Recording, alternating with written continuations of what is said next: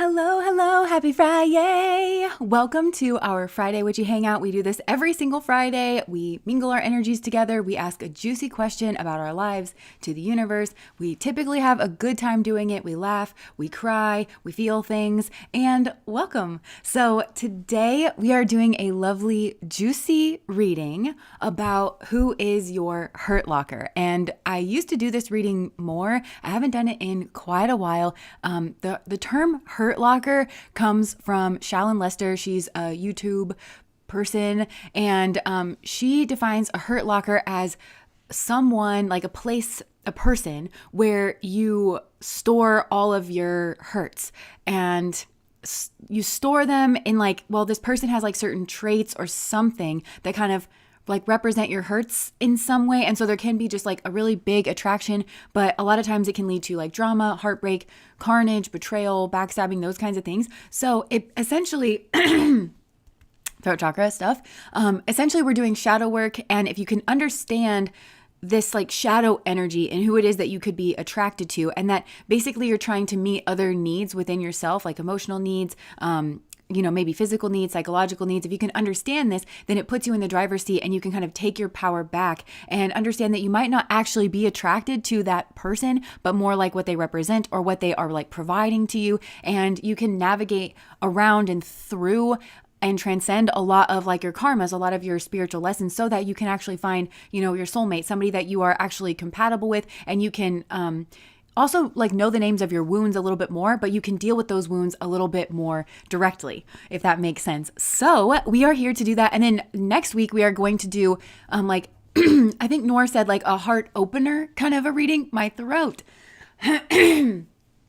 Like a heart opener kind of reading, like who is basically like that soulmate energy that's going to open up your energy, that's assistive in kind of clearing that out. So we are kind of doing a 1-2 punch with this week's reading and next week's reading. So now that we have said that, actually, I just want to tell you guys, right before we came on here, I was getting my drink because I like to have a beverage, which I should take a drink of.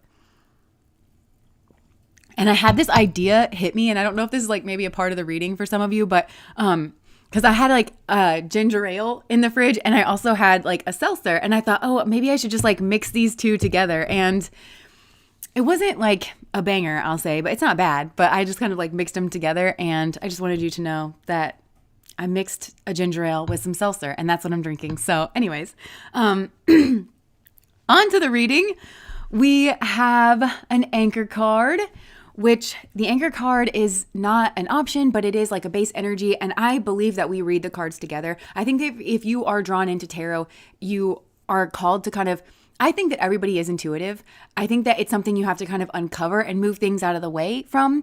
And it's hard to do that in our society because I think it involves like a lot of trust. You kind of have to trust in order to like open up your energy. And so a lot of the shadow work that we're doing, I think, is kind of prep for that, where we're doing that. So I think that if you're drawn into tarot and other intuitive kinds of things, that you have an intuition that you are being encouraged to use and like develop. So I feel like I pick into like more general energies, but also you might pick up on more specific energies, and all of that is like very helpful. So this is the anchor card. Get a good gander at that, and anything that's kind of speaking to you that might be kind of a subtle energy that's like coming through in the reading, or something worth kind of feeling out. And I will throw up our choices now. So at the bottom there, we have our piles. Pile number 1 is the seed. Pile number 2 is the warrior. And pile number 3 is the lover. So if you haven't already picked your pile or been drawn into your pile, you can be drawn into more than one pile. Maybe there's like a blend of certain energies. So of course, take what resonates and disregard the rest. You may have like 2 kind of patterns of hurt lockers that show up. Just kind of take this however it resonates for you. But now is the time to pick your pile, and whatever you go through in your process in order to be drawn into your pile, I like to just take a moment of silence. Even if you have picked your pile, it's just good to kind of settle our energies and kind of tap into this space. So whenever you're ready, take a nice big breath in, and then just let it all fall. And just spend a moment or two here in silence.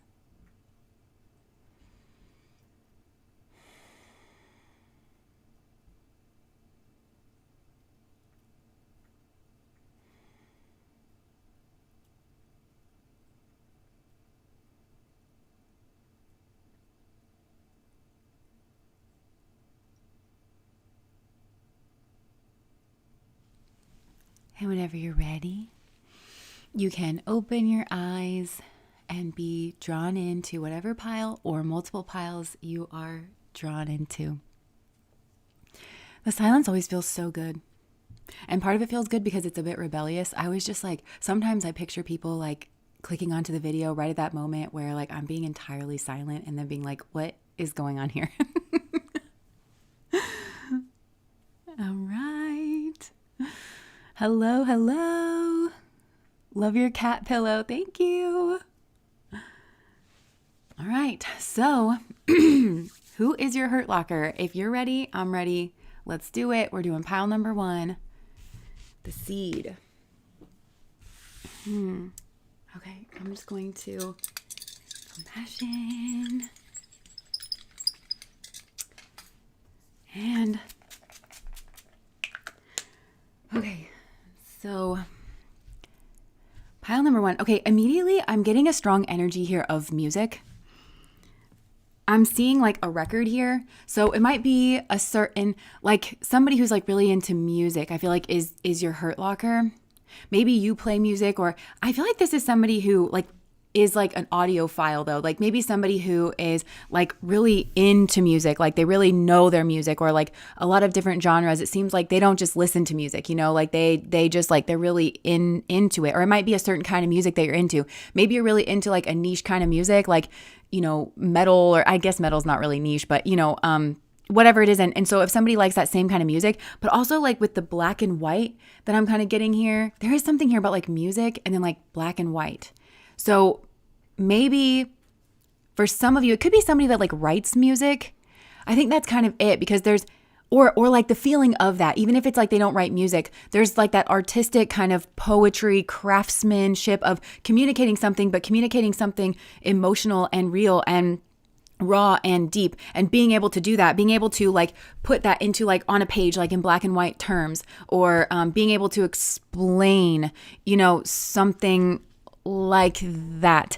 Okay, I just saw Lane from the Gilmore Girls, because she's kind of like that, you know, she's like really into her music. She's got her grunge band, but she was Korean. I'm acting like she's like passed on or something, but she's Korean, and her mother is like this very, very strict, you know, she's only allowed to date and marry another Korean. She has very strict rules. You know, she can only read certain things. It's very like, yes, mama. She has to be like, yes, mama. But Lane is this like very colorful, vibrant, eccentric kind of person on the inside, and she loves music. And she spent like a lot of time alone in her room, and alone in the sense that she couldn't like really express. So I feel like maybe when somebody has the ability to express, I'm hearing you write such beautiful things. And that's from 27 Dresses. So maybe that's something here as well too. This kind of feels like scattered or all over the place.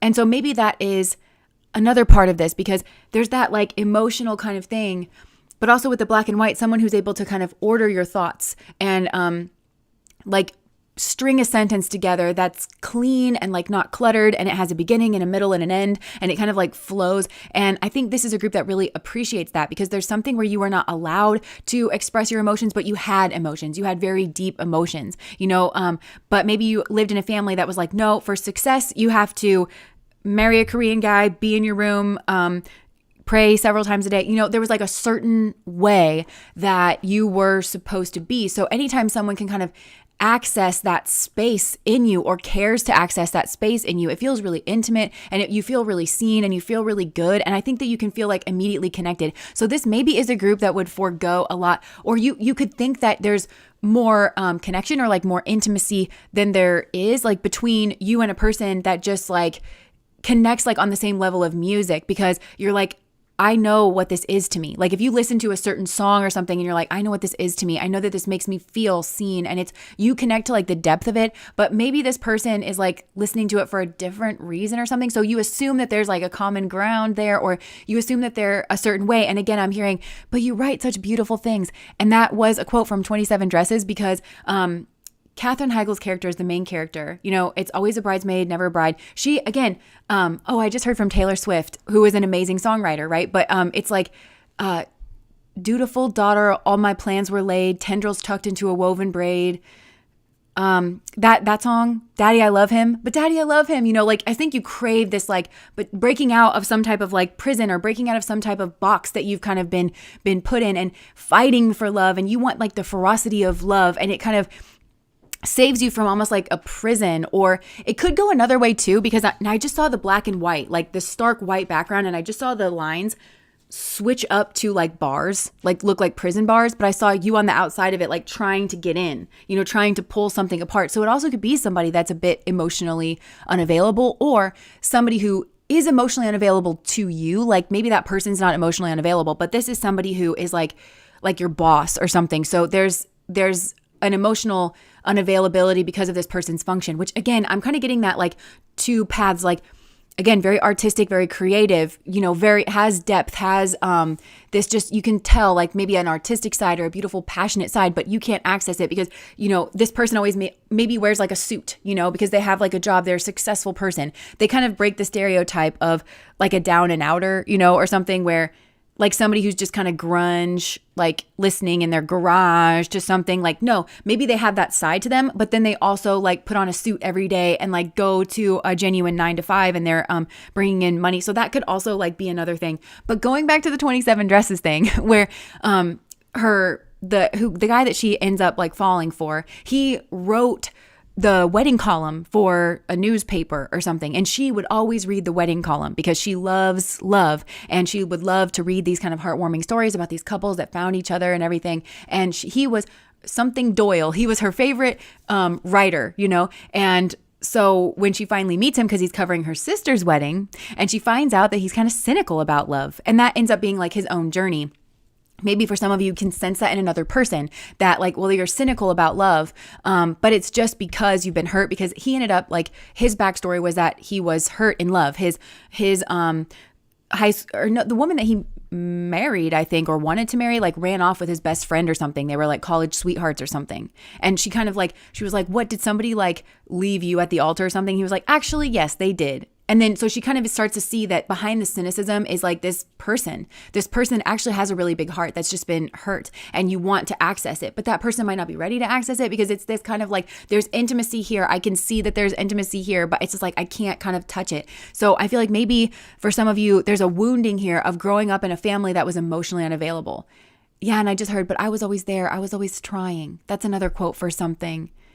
Where it's like, well, we all felt that way. And it's like, but I was always trying. Oh, that's Blake Lively from Sisterhood of the Traveling Pants.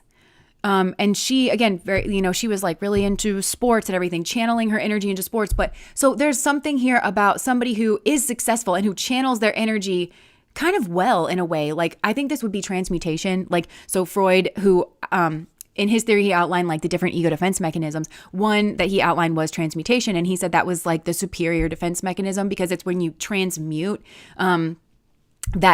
transmute those, whatever your ego's trying to defend against. Your ego's way of defending it is actually to transmute it and to make it into something beautiful. And this person is, or your hurt locker, whoever this, is able to do that. But it's like, they're still not available to you, but it's like, maybe you like the challenge, or it in your mind, it kind of scratches this itch of like, see, I am like available. And I think this is not that you're available, but just like, see, I am like worthy, this person loves me, this person loves me, like, or they're accessible to me. Somebody who is maybe even like superior or like, tucked out of reach or something. You're like, no, that person is accessible to me. We have an intimate relationship. And this might be a group that maybe destroys relationships because you try to seek too much intimacy in an inappropriate context. So this could be like, your accountant is trying to be like your accountant, but you're trying to push a friendship, and you feel, I think that there might be a sense of rejection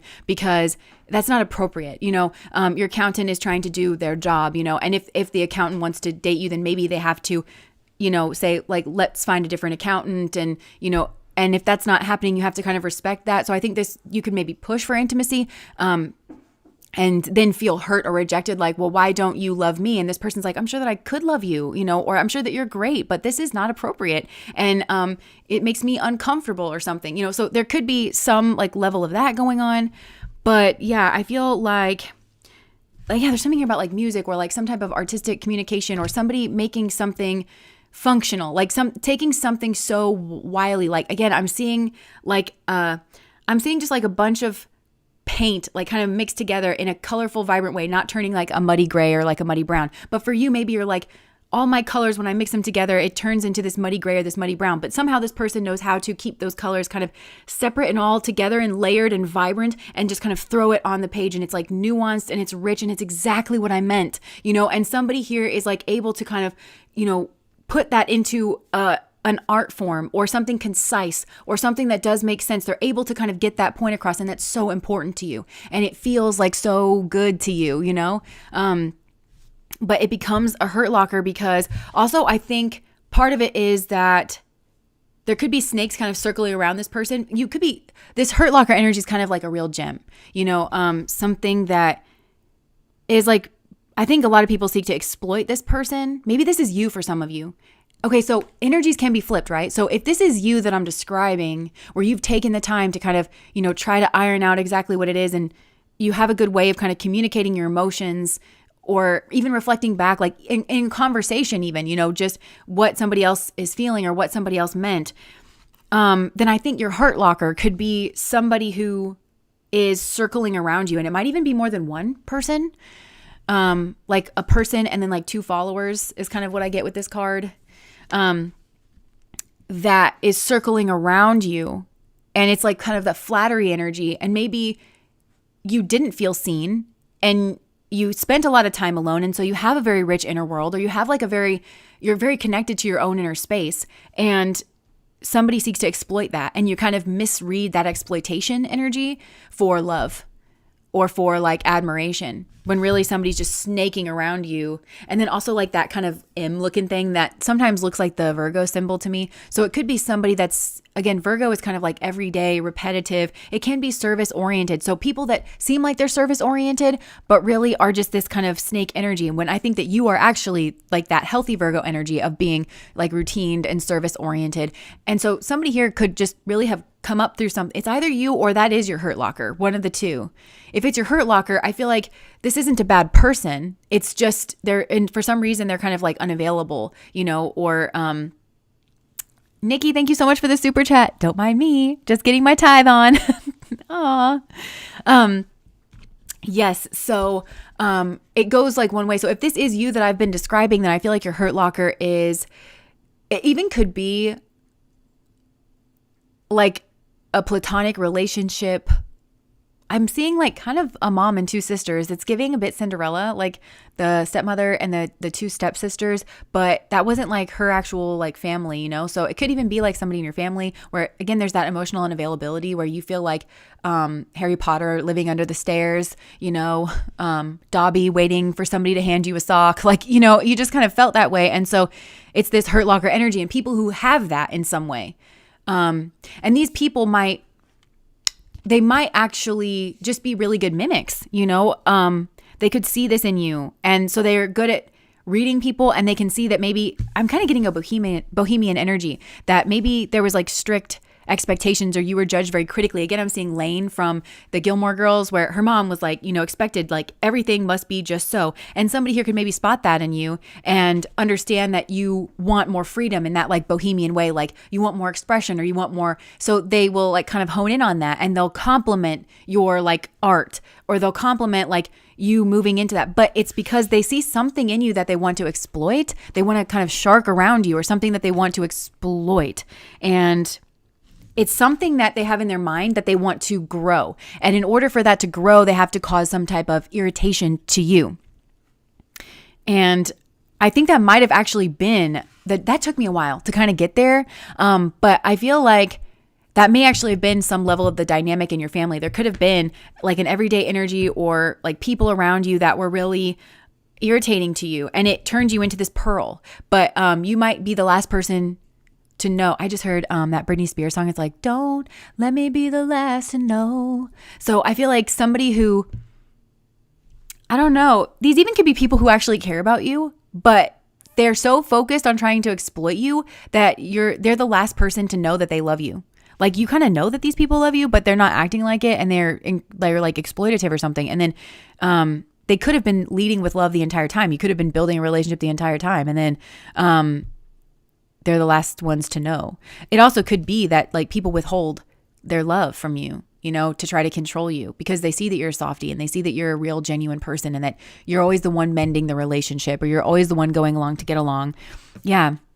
I want to zero in on this though, like this dynamic that I'm picking up on that I think plays out in this hurt locker situation, but is rooted in a family situation, in some type of like attachment style situation where it's like somebody wanted something from somebody and you were a pawn. I think some of you can feel like a pawn in the game so it could be like one of your parents used the other one for prestige and they needed a seed, right? They needed like money in order to be able to do that. But you needed to be a certain way. Something here was like very irritating. So it could be that this family environment, that's why it's so stark. It feels so emotionally stark to you. And you have this like very inner world. And maybe you were left alone a lot because your parents were always going to fancy socialite parties because they really just needed a child to cement somebody needed a child to cement their status, and all of this is very irritating to you. And that's like more in a passive way. It also could be that maybe it is a stepmother situation. Like, I'm not saying it's actually stepmom, it could be a stepfather, but like that kind of stepmother situation of they're very observant. And so they pretended to be very nurturing or very caring until it is that they got what they want. And then they just became very nitpicky towards you. They were very, cool. I just heard Cruella de Vil. Yeah. Like this person just, they became very cruel towards you. And so all of a sudden that observance that maybe you kind of always felt some type of way about, this might play out in a hurt locker dynamic.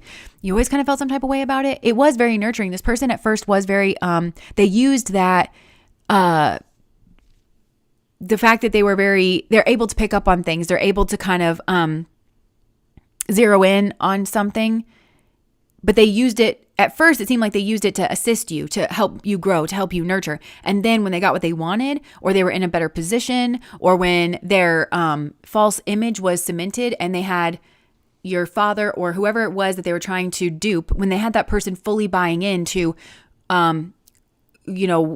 whatever their false image was, that's when all of a sudden them being very observant, they used it to try and tear you down, but in a very routine way. They know this is somebody who knows how to... I'm kind of getting from, I think it was Snow White that I listened to it on like Get Sleepy not too long ago.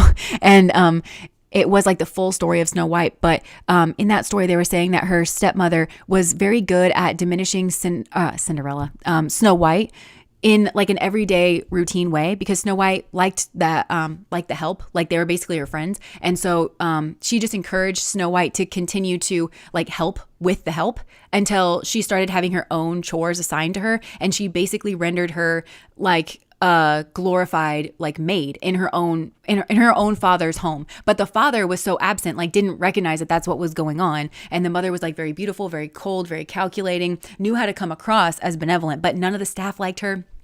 They all kind of, something just didn't feel quite right, It just something didn't feel sincere. Emily, thank you so much for the super chat. This is so accurate. I literally just mentioned yesterday the time Cinderella story resonated. Thanks, Jess and Spirit. Yes. So it could be that, and for some of you, you could have been on the receiving end of this as a child and then fell for the same type of person as an adult. Like you thought that was comforting. At first you thought that, oh, well, this is a person who wants to nurture me. This is a person who believes in me, who wants me to be more artistic and to be more expressive, but they could just see a wound in you. And they knew where to press, and they knew for how long to press until they got what they wanted, until they knew that you fully believed them, and then like kind of flipped. Or for some of you, I don't know, this, your hurt locker could be a person like what I was describing earlier. Again, they have this very beautiful artistic side, but they also are there's that black and white side. Again, either they're wearing a suit or they're very good with like the words and putting things in black and white. But that person has this kind of wound and they've got somebody around them and possibly multiple people around them that are the way that I just described. And so that's how you get sucked in to that cycle, into your hurt locker. That's how your hurt locker is around. Because I'm seeing a mom and two kids. Or if it's not a mom and two kids, then it's a friend group that kind of operates like that, where there's like the head it's kind of giving Larry, Curly, and Moe. But it could be women or it could be men. I don't know. It's giving Larry, Curly, and Moe, like where there's multiple people around this person who just kind of know that they weren't like coddled, as a child. They weren't like loved, or there was no softness. There was only expectation, and they can just see that. And they know to pretend to offer some type of bohemian energy, fun energy. I love you. Oh, you're so creative, or you're so this. They can just see this person's shadow side and they just seek to weaponize it. Yeah. So it's something here like that. And I know that was like a lot of different ways that this hurt locker energy could come through, but I feel like that's kind of how life works, isn't it? So let me just see if I can, when I pull some cards, look. Okay, so the hidden truth oracle. Yeah, it's your hurt locker is somebody with a hidden truth. And I think maybe that hidden truth, it could be somebody that presents as very like bohemian, very sparkly, but actually is very, with the black and white energy, very, it's almost like Morse code. Like it's just a series of beeps and silences, like they're actually very rudimentary. It's very lizard brain. They're just skilled at like coming across in this like beautiful or fantastical way in order to maneuver and snake around and like get what it is that they want. But it's somebody who has a hidden truth. And I think this could be like somebody here has a very beautiful hidden truth. And that might well be you, where it's like, again, I had so much expectations, but my hidden truth is that I have a rich inner world. I'm very in tune with my emotions. I love people a lot. All I want is to be loved. But, I don't know. It also could be like there could be a lot of neglect and abandonment in this home, even if like both parents were in the home. Again, maybe there could have been like maybe they were both addicted, so they were just kind of absent, or maybe they were too obsessed with their social life, and so somebody here didn't learn proper social skills. And they have this really beautiful heart energy, and they want to connect with people, but like nobody taught them how to socialize in a like proper way, and so somebody here pretends to kind of take somebody under their wing and kind of do that, or they act like they're already doing that. And it's really just to further, I'm seeing a snake like binding around something here and like squeeze it out. Yeah, it just feels like being squeezed. And that is almost coming through like imprisonment again, just this imprisonment. So yeah, somebody with a hidden truth. And then also like, I don't react when people mention you. I want to tell you how I feel. Yeah, so it's kind of like maybe even clandestine relationships are like a hurt locker of like, I want to express myself, but I can't. So something here feels like it calms the brain because it's like, well, I want to express myself and I have so many feelings for you, but I just can't.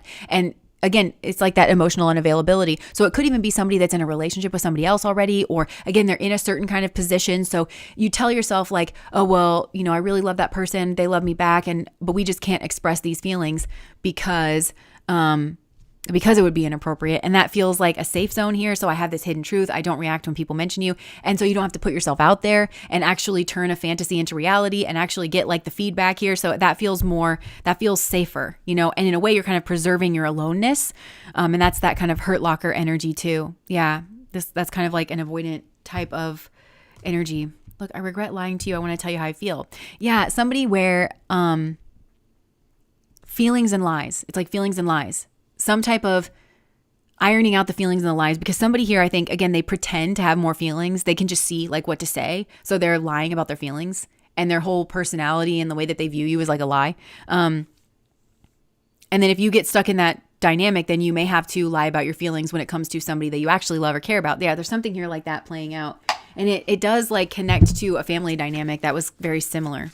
Okay, anything else about this hurt locker? This pile number one's hurt locker. 7 of Swords. Yeah, it's a sneaky energy. So yeah, somebody here was kind of sneaking around, pretending to be benevolent, pretending to actually care about you, or actually like what you do or respect what you do. And they do because they see the power in it. Somebody here like sees the power in it, and they want it for themselves. They want to exploit it. So there's hatred in it. Like there's somebody here that hates, but this would be hard for you to pick up on, that this is actually jealousy, which is actually kind of a form of hatred.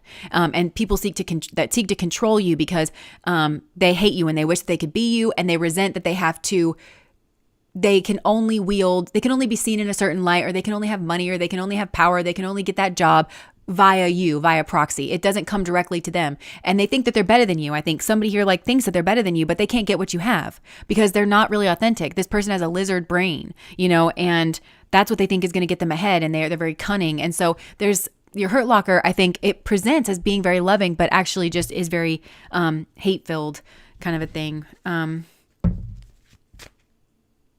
also different, I think that because you might be very different, or whoever this hurt locker is just very different, like Aquarian, non-traditional in some way, not non-conformist, but has to hide that part of themselves. Yeah. 2 of Cups. I mean, reciprocal, harmonious, But also like this woman in this picture, she kind of looks a little dead in the eyes to me sometimes when I look at it. And that's that feminine side, that expressive side. So I kind of feel this is like naturally wrapping up, but is there anything else about the hurt locker spirit? Oh my gosh, I just said this is wrapping up in the world card.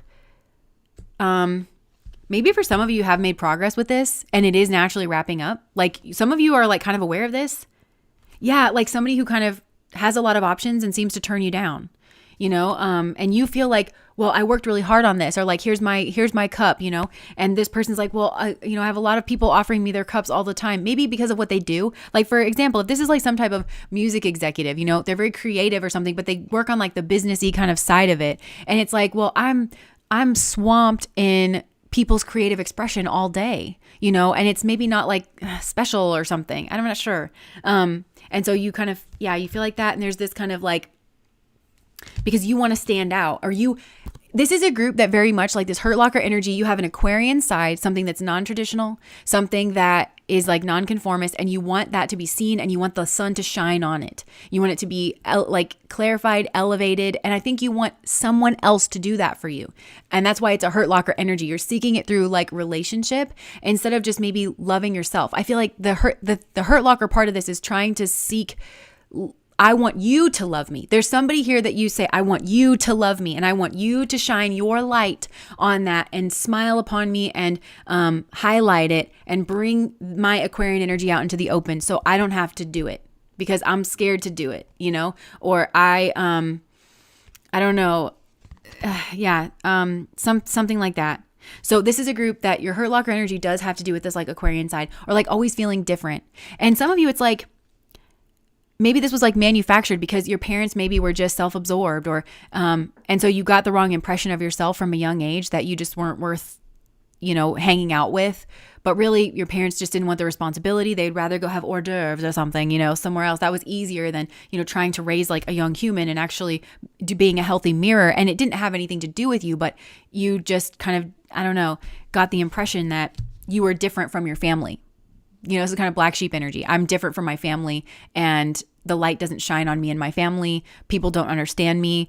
I know how to present myself. This is very much a group. Maybe this is your hurt locker. Maybe this is you. Again, take it how it resonates. I know how to present myself to get love. The messaging here, I feel like, was you're not loved for who you are.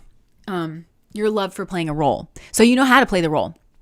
Or this is your hurt locker. Somebody here knows how to play the role, because maybe there's different degrees of success, like to which we can enact those lessons. So you could have gotten the same message, but you see somebody doing it much better than you. You're like, oh, the message that I got of like, I have to play this role, you're actually doing that much better than me. So if I am like associated with you, or if I could light my flame off of your flame, then I could really show my family. You know, I could show them that my difference was superior the entire time.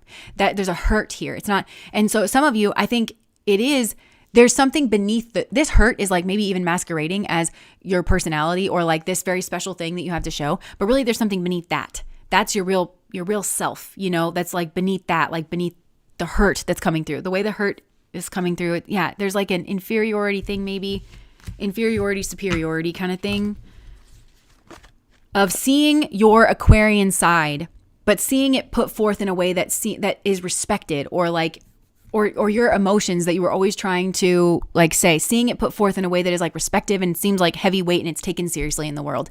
That feels like your hurt locker.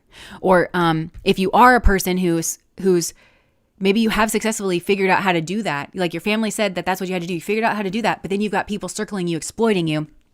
And it's that same kind of fake love. I got fake people showing fake love to me, straight up to my face. They're circling around. They're pretending to be helpful. They're pretending to do that because they're just a helpful person, or they're just skillful at what they're doing. But really, that's not it at all. They're sharking around you because they want to exploit something from you. And these are people who I don't think some of these people know exactly what they are. And some of these people are like, no, I really am coming from a good place. I'm leading with friendship. But because all they ever know is this manipulative kind of friendship of I can get something out of you, so I'm going to shark around you. And if you call me out, then yeah, if they're on the defense, if you call me out, then you're a bad person. You're a bad friend, because I see how I'm talking in my high register, and see how like I'm open, and it's like you can still be a snake. You can still be manipulative. You can still be motivated by exploitation and not by genuine love. If you couldn't gain anything off of me, would you still be this close to me right now? If I just told you it's off the table, It is entirely off the table. Nothing that I do is going to benefit you in any way. What's our friendship look like then? You know, like, do you still want to hang out on Thursdays? Do you still want to do knitting circle? Do you still want to stitch and bitch? Like, you know?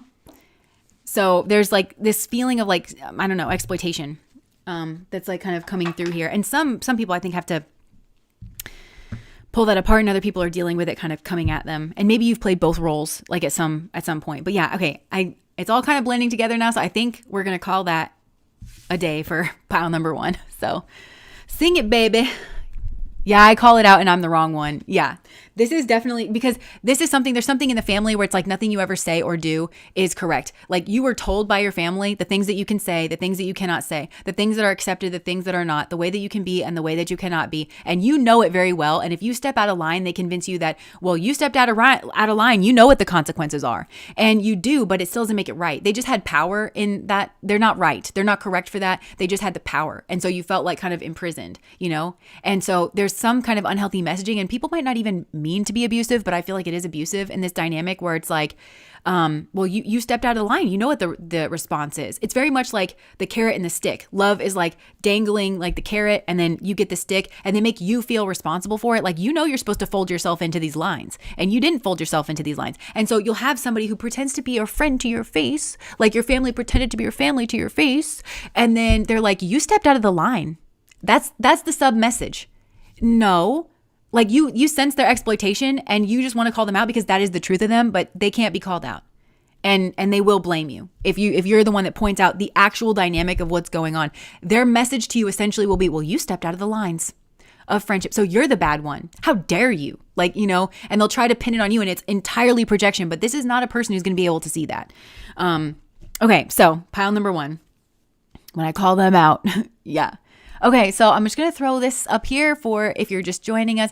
The healer up there at the top, that's the anchor card. It's not one of the piles, but it is a common energy. It's just the base energy that's like in all of them. Sometimes an anchor comes out. Actually, most of the time now, an anchor card comes out, but not always. So get a gander at that. We just finished the seed, which is pile number 1, and we're moving on to pile number 2, which is the warrior.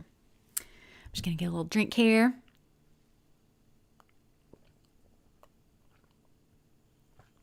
Oh my gosh, I love that story. Please, oh please, don't throw me in the briar patch. I loved that story as a kid. Okay. Just a heads up, we are having just like a little bit of like internet traffic slowdown. So there has been just a little bit of glitching. It's not like super bad, but just so you're aware. Okay. I hope that everybody is able to see this. I'm going to mix my drink again. My blackberry seltzer with my ginger ale. Maybe I'll put a little more ginger ale in it. Maybe that'll make it a little better. Not every idea you have is a banger. So, just a reminder. Okay, compassion. I'm just going to take a moment, get myself situated. I'm smelling like roses. So when I go for a walk after this, all the bugs think that I'm a flower and they should pester me.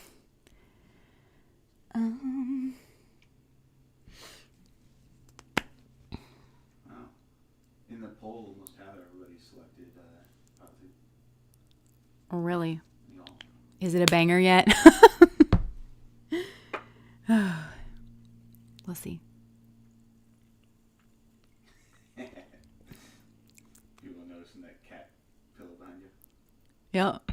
I love that cat pillow. I got that in the $5 section at Target last year. They have some good ones again this year too. All right. Shall we move this party to pile number 2, the warrior? I'm actually getting a lot for this. This was the one, a lot of times I channel like before, and I kept for some reason like channeling into pile number 2, and it was kind of frustrating because I'm like, you guys know that I have to do pile number 1 before pile number 2, right?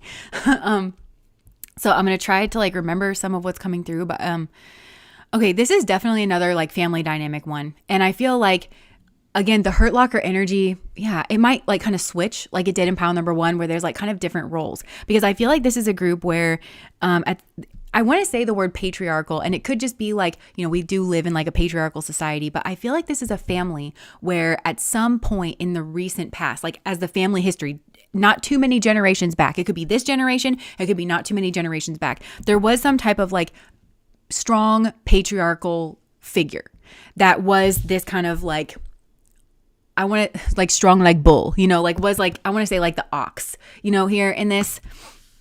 And I don't know how like legit that was, because I think some of them maybe were genuinely well-rounded. Maybe they just kind of hit the lottery, they came in at the right point in time, there wasn't like too much of a trauma load. They were able to kind of understand their skill set, and they knew that their family would love and support them. And so they took a chance knowing that, well, I can always kind of maybe work for somebody else. They took a chance, but I do feel like somebody here like built something up that was stable in the realm of like assets, in the realm of career. And I think did actually achieve the respect of like the male set. Now, not for all of these males was that kind of genuine, because they might not have like this noble, but there's kind of like a workaholic, like I'm very successful, like in my job.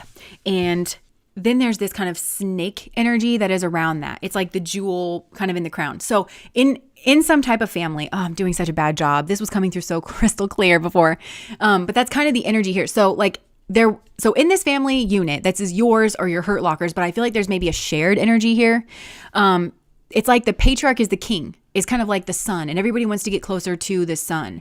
And this like patriarchal figure was like very successful, and I think felt that it was just their job because they were just demonstrating like who it was that they were supposed to be in the world, and that was like considered teaching.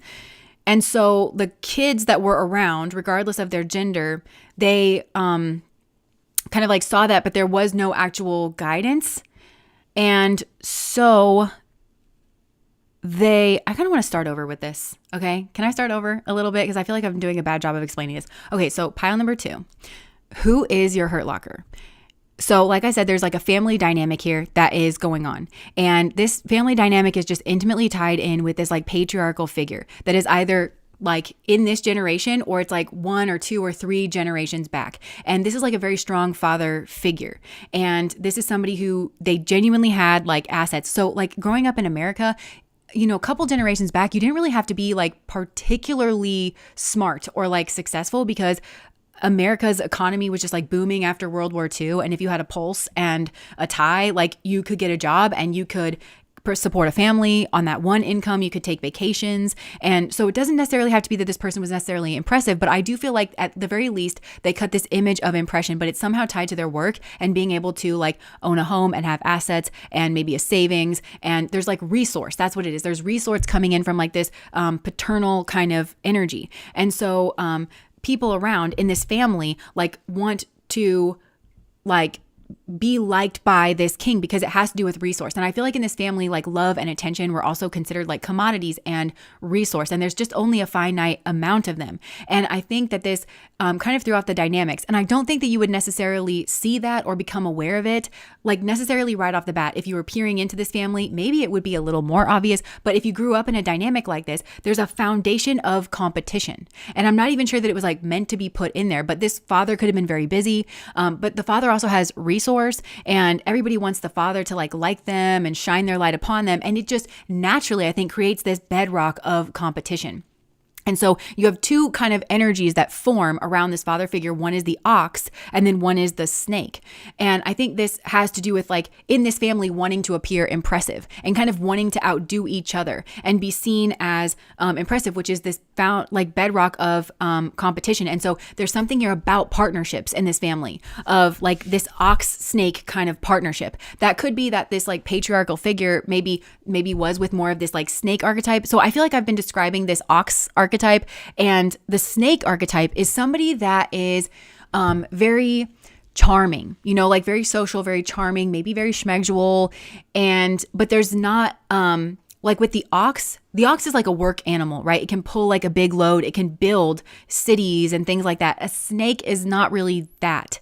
It could just crawl into the crevices of like what has already been built. And so there's these two energies that are kind of intertwined, I want to say, in this family dynamic. And so I also think that there's maybe a lot of misinterpretation that can happen with this group when it comes to your hurt locker, because I think this is a group that maybe did receive some type of guidance or saw something here where it's like, okay, you're supposed to go after this like ox person. So for some of you, I feel like your hurt locker could be like the strong silent type, man or woman, you know, somebody who's very successful in their career. They seem, maybe they're very broad, or there's something about like their image, like they seem very strong, very masculine, very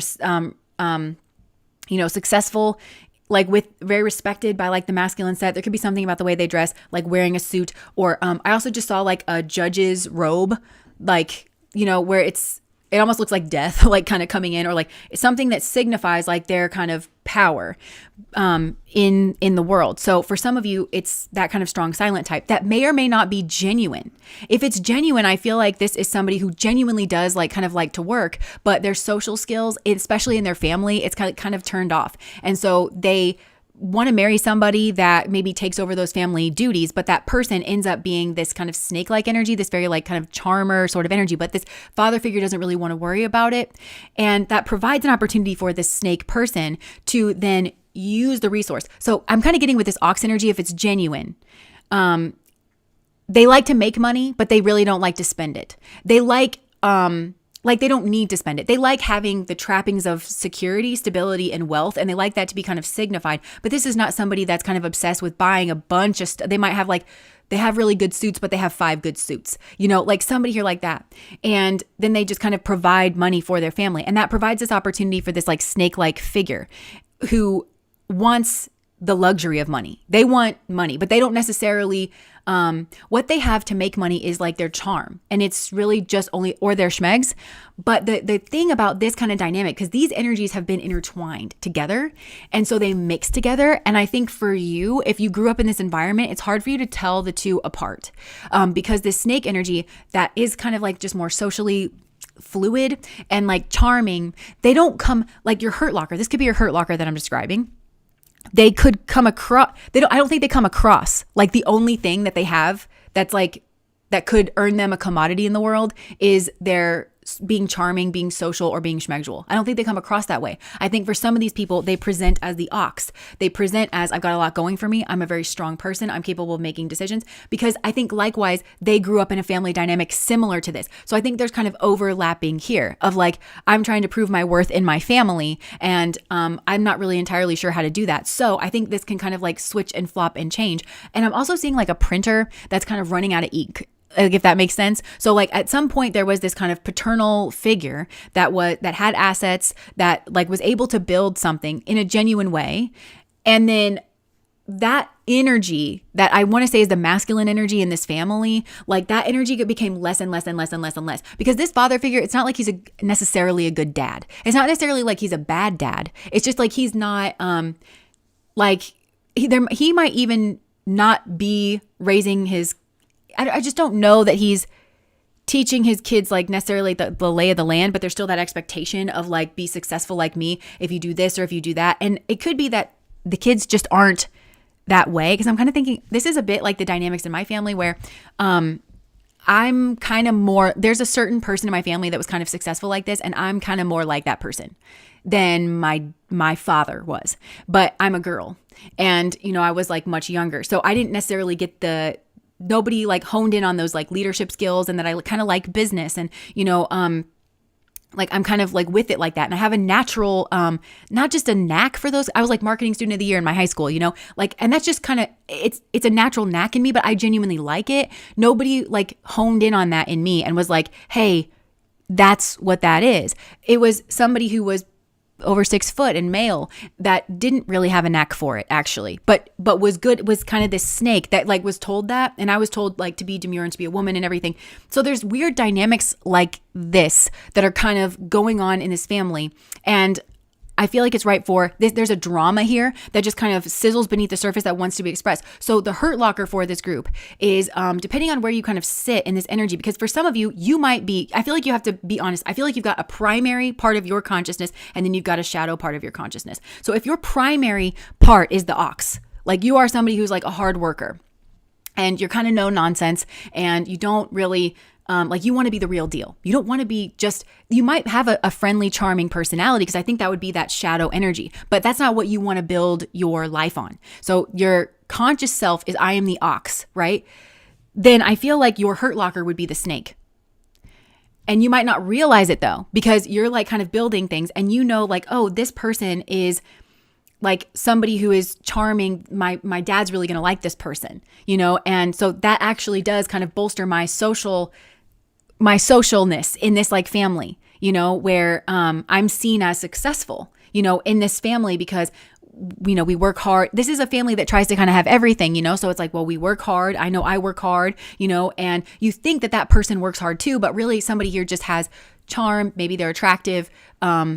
There's like social kind of cred. Now, it could also be that there could be multiple siblings in this family. I think you have these dynamics kind of intermingled where maybe they're somebody in this family or you, like it could be that their primary conscious identity is the snake. So these are people that maybe don't believe in their ability to be the ox, you know, and or they don't want to because it's boring, you know, and so they know that they're attractive and they know that they're kind of charming, and that's the way that they kind of have navigated those family dynamics is by like making people laugh, not necessarily by producing anything or like mastering anything or really like digging their heels in and persevering through stuff.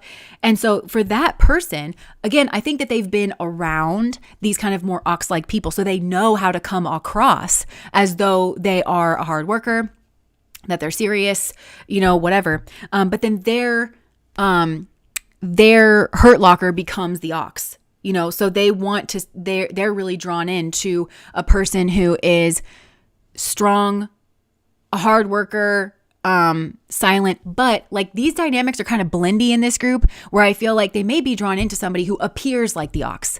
But they're just the snake. They're really just like the charmer. So especially if this is like a male, he knows like that to be viewed highly like as a male in our society, he needs to present kind of like the ox. He needs to be a hard worker. He needs to be respectable, maybe kind of like be more quiet, you know, but who knows what's beneath the quiet. I think maybe he would always, if he would always kind of say the wrong things and like be made fun of, he just kind of learned to be quiet. So maybe he's not as strong or stable like beneath that. He's actually kind of feels a little insecure, you know, and so then he's drawn into his own version of the snake, somebody that seems like they're a little bit stronger, but really like, so it could be that you've got these kind of people who are like, I think that this is advantageous to kind of go together. So the other thing that I'm getting is there could be some weird dynamics here in your hurt locker, or maybe this is you. And so again, like these energies go either way. So weird dynamics between, I'm getting like a father-daughter relationship because I'm seeing like a father who is this ox, or he's an ox wannabe. Like his dad was the ox, but he knows he's the snake really, but the snake that presents as the ox. And any power that the father has comes from his father, and the fact that his father will kind of cover for him the fact that he's not really very strong because it makes him look good kind of a thing. So there's a father that presents as this ox, whether that is, you know, dad's really, maybe he is high powered in his career. Maybe he is very wealthy, or maybe he just pretends to be. And then I'm kind of getting a daughter energy that is the snake that kind of swirls around it. And it's giving a gross dynamic because it's kind of, it's giving like daddy's little girl. It's giving like the schnozberries, daddy, the schnozberries, like anything that this little girl says to the dad, like the dad will do. And really, so there's kind of, this is an unhealthy, like weird sort of dynamic because I think for the daughter, the dad is actually the partner. Like psychologically, the dad is actually the partner. She respects him. She takes him seriously. He's her cash cow, kind of like where when she needs resource or when she needs backing, she's going to the dad because she can control the dad. So for that kind of person, the type of partner that she's going to go after, and maybe like her hurt locker, she doesn't want another ox, because that ox is going to challenge her dad, and she gets everything she wants from her dad. So she would actually be drawn into a snake kind of person, somebody that is charming, social, looks schmegulable, looks like a piece of jewelry, looks like a good shiny ring, something that she can drape over herself, is a good like accessory to power, but somebody that she can control. So her hurt locker is actually, she's drawn into a man who can present like the ox, who can in some way present, or maybe he's shiny in a social setting, but she's drawn into his impotence. She's actually drawn into his impotence. She knows that he's someone that she can control. She can actually see that he's not a very strong person, but he does kind of cut an image. She can see that he's not a money maker, but that's fine. She's got daddy's money. So he's now dependent on daddy too. Now that guy though, that could be his hurt locker, is some type of the schnozberry's daddy, the schnozberry, somebody who is daddy's little favorite. That's his hurt locker, because I think this man who's like maybe very charming, his dad could have been absent, could have been neglectful, kind of just walk it off. Dad didn't really care about him much, or dad didn't have a lot of resource. And so it's almost looks like a kind of magic that this daddy's little girl has daddy's full attention and controls daddy so well. It's a mystery to him. And so he's drawn into that. Like, I always wanted my dad to pay attention to me. I always wanted my dad to have resource to me, so he's like drawn into that. And really his attraction to her, his hurt locker, has to do with the dad. He's attracted to the dad. Now, in some cases, I do think that there are some LGBT tendencies, like in this guy, that he either knows about and feels like he has to suppress because he wants to be daddy's little princess. If that's the case, like that's his feminine side. He wants to be the woman who is like the kept woman who controls like this very strong man, but he for some reason doesn't feel like he can express that, or that he's ever going to get what he wants out of that. So he's partnering with her, and that's his way of partnering with the dad. That's his close approximation to that. Now, that's not for everybody, because for some, I think that he just wishes he was the dad. And I also think that maybe he feels like he gets stampeded over. He gets railroaded over. So he's like, well, if I partner, he wants to be like the daughter that has the closeness and the resource and the ear of the dad, but he's not the daughter. And so what's going to play out here is this drama, because he doesn't want to be stampeded. And for some, this dad isn't really the ox. He is just leeching off of his dad that kind of backs him. But there's a masculine figure here that kind of co-signs the checks, you know what I'm saying? Kind of backs things. So that's what he wants. And he's like, well, I could pretend to be that ox too. And they're going to back me. Maybe they will, to society. And that's all he's thinking about. To society, Yeah, see, I get to work for this family business and I'm immediately successful. But baby, in that family, that man is a piece of trash. He always gets railroaded. He never gets what he wants because daddy's little girl. So the majority of his life and everything that his life depends on has to do with this very toxic dynamic. And he's not the partner. The dad's the partner. The dad has the respect. The dad like everything. And she doesn't really like him. She just likes that she needed to have a partner as an accessory in this family because this family likes to be seen as successful. Does that make sense? Now switch up the gender dynamics, like if that is at all possible. Now, I also feel though that there's a possibility, like for this guy, okay, that's like drawn into like daddy's little girl. There's another kind of person that I feel like he could be drawn into, and it's somebody that's like high powered in their career, somebody who is all the things that he wants to be, right? Independent. And there could be that this man has two choices, but one is like the ox and the other is the snake. And that's what I'm saying. It might flip, because if he's the snake, he wants to attach himself to power. He wants to attach himself in order to like, you see what I'm saying? And so at first it might seem advantageous to go after daddy's little girl, this little snake puppet person. And he's like, yes, this is advantageous.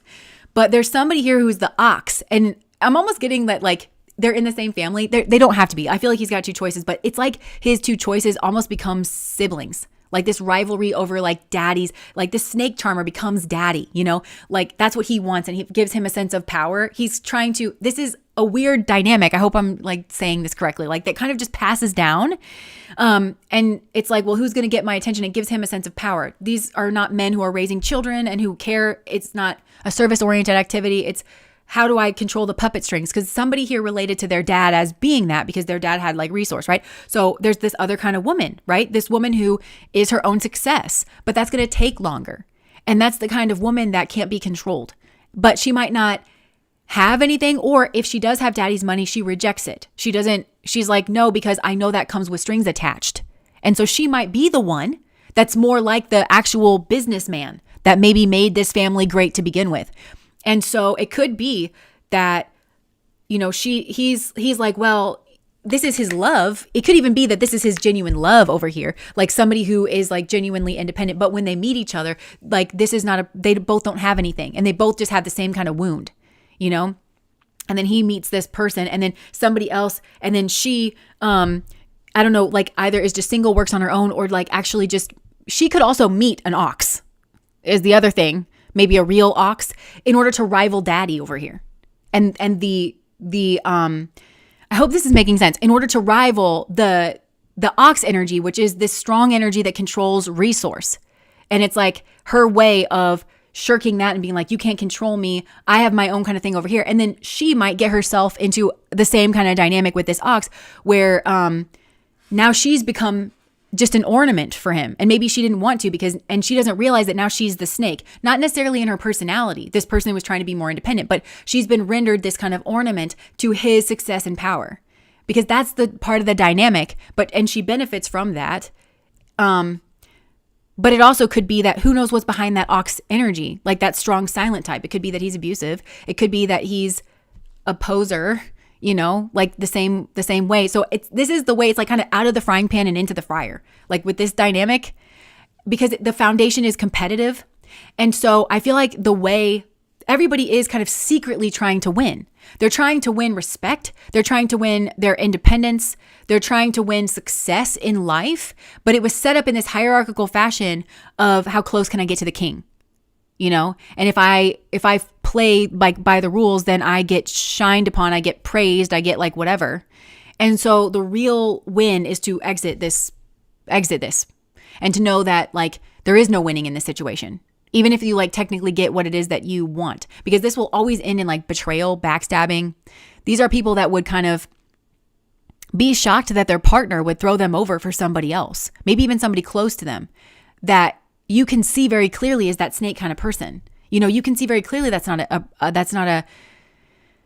is not an impressive human. Like they have proximity to wealth and power, and so you would see that very clearly. And so you might be drawn into that. You think that it's your perfect person, but actually because he presented like an ox, but he's really just a snake charmer. He's actually just very social. All he really believes that he has that can be commodified is his schmegs and his being fluid, being a charmer guy. And if he can go charm somebody over here with daddy's money, I think it would shock you because he would put on this image like an ox, and that's fine with her. She just wants him to pretend to be an ox. She knows he's not an ox. If he was an ox, she wouldn't be interested because she doesn't want him to rival daddy because daddy is her partner and daddy is her cash cow. So like, you see what I'm saying? It's like being sucked in by this charming kind of facade because I think that people who were raised in this, they have both sides. They were marinated in both energies. It's just that some people here, their conscious self developed as the ox. I'm going to work hard. I'm going to persevere. But beneath that, I think they can be charming. And really, if you are that ox kind of person, you probably are a very virtuous person. And you might be scared of those snake-like tendencies because you saw it. You saw where it was the primary energy in a lot of people. Whereas if you just kind of integrate that into your personality, I think you could be a very good person. I think you can trust yourself with it if you are the ox. Like you can trust yourself with it. And I think it'll make you actually wiser to that snake kind of energy. And you will be better at your life. Not just like whatever like business that you're a part of, but like also protecting it from these like primary snake kind of energies. But the snake energy, I think, has a lot longer of a way to go, and they would have to disentangle themselves from their cash cow that they just kind of milk, And I'm thinking to myself, like, I kind of always knew, like, this sucks to say, but like, I kind of always knew my dad was a weak guy. I love my dad. Like my dad and I get along, and to be honest, I was a favorite. But my dad's not he's not strong. He was an alcoholic. Like, so I wasn't controllable by him. And so I wasn't the favorite anymore, and it was like that kind of, power dynamic kind of thing. But whoever the snake energy is has to stop playing the game because I feel like they will milk somebody like that, somebody who they can see is not really strong, but needs to hear that they're strong. They will play their game because they know if I allow you to control me or if I pretend like you're controlling me, then you will give me resource, or If I'm setting up a competition with somebody else who doesn't want to play your game, then I'm the beneficiary of that. That is going to be a lot harder for the snake to move away from and actually choose a life where they're the ox, where it's like they have to work hard. They don't want to work hard. So you've got the ox that works really hard. You got the snake archetype that doesn't want to work hard. They don't want to build anything on their own. They just want to take. Because I would say they just want to receive, but they want to schmooze. They want to just appear luxurious. And so these energies get very blended because the snakes that this kind of family dynamic would produce, they are not going to just come across as a snake. They're going to appear like they're the ox because they know what that looks like. They were around an actual ox, or it's been kind of diluted, like being passed down, if that makes sense. So this is all about money and power and resource. And again, I think this is the kind of thing, like you hear stories about, I want to say like, wasn't it the Johnson & Johnson heiress? Like she had a really rough go of it. She was like entirely cut off by her family because, so you could have dynamics here where it's like a family is actually okay and able to support their children, but they will just cut you off for a petty reason, like because you're not following into they use money as like a puppet strings or whatever. So you could have somebody here who should be supported, but is kind of choosing not to be supported. I'm not sure. Because all of this is kind of blending together. But yeah. And I think it's about recognizing what I was trying to say is that for like these ox kind of characters, it can be hard to admit that like they are actually competitive. They have participated in some type of competition. For them though, it wasn't about luxury. It was about survival. It was about their autonomy. It was about, well, I have these ox traits, like that should be, I think maybe because this original patriarch could have even like dampened out any genuine ox traits because they like having like the power, So they could like subtly undercut that in other people, creating these like kind of snake-like energies that then feed off of their estate, and have power and wealth. And they seem to have the trappings of that,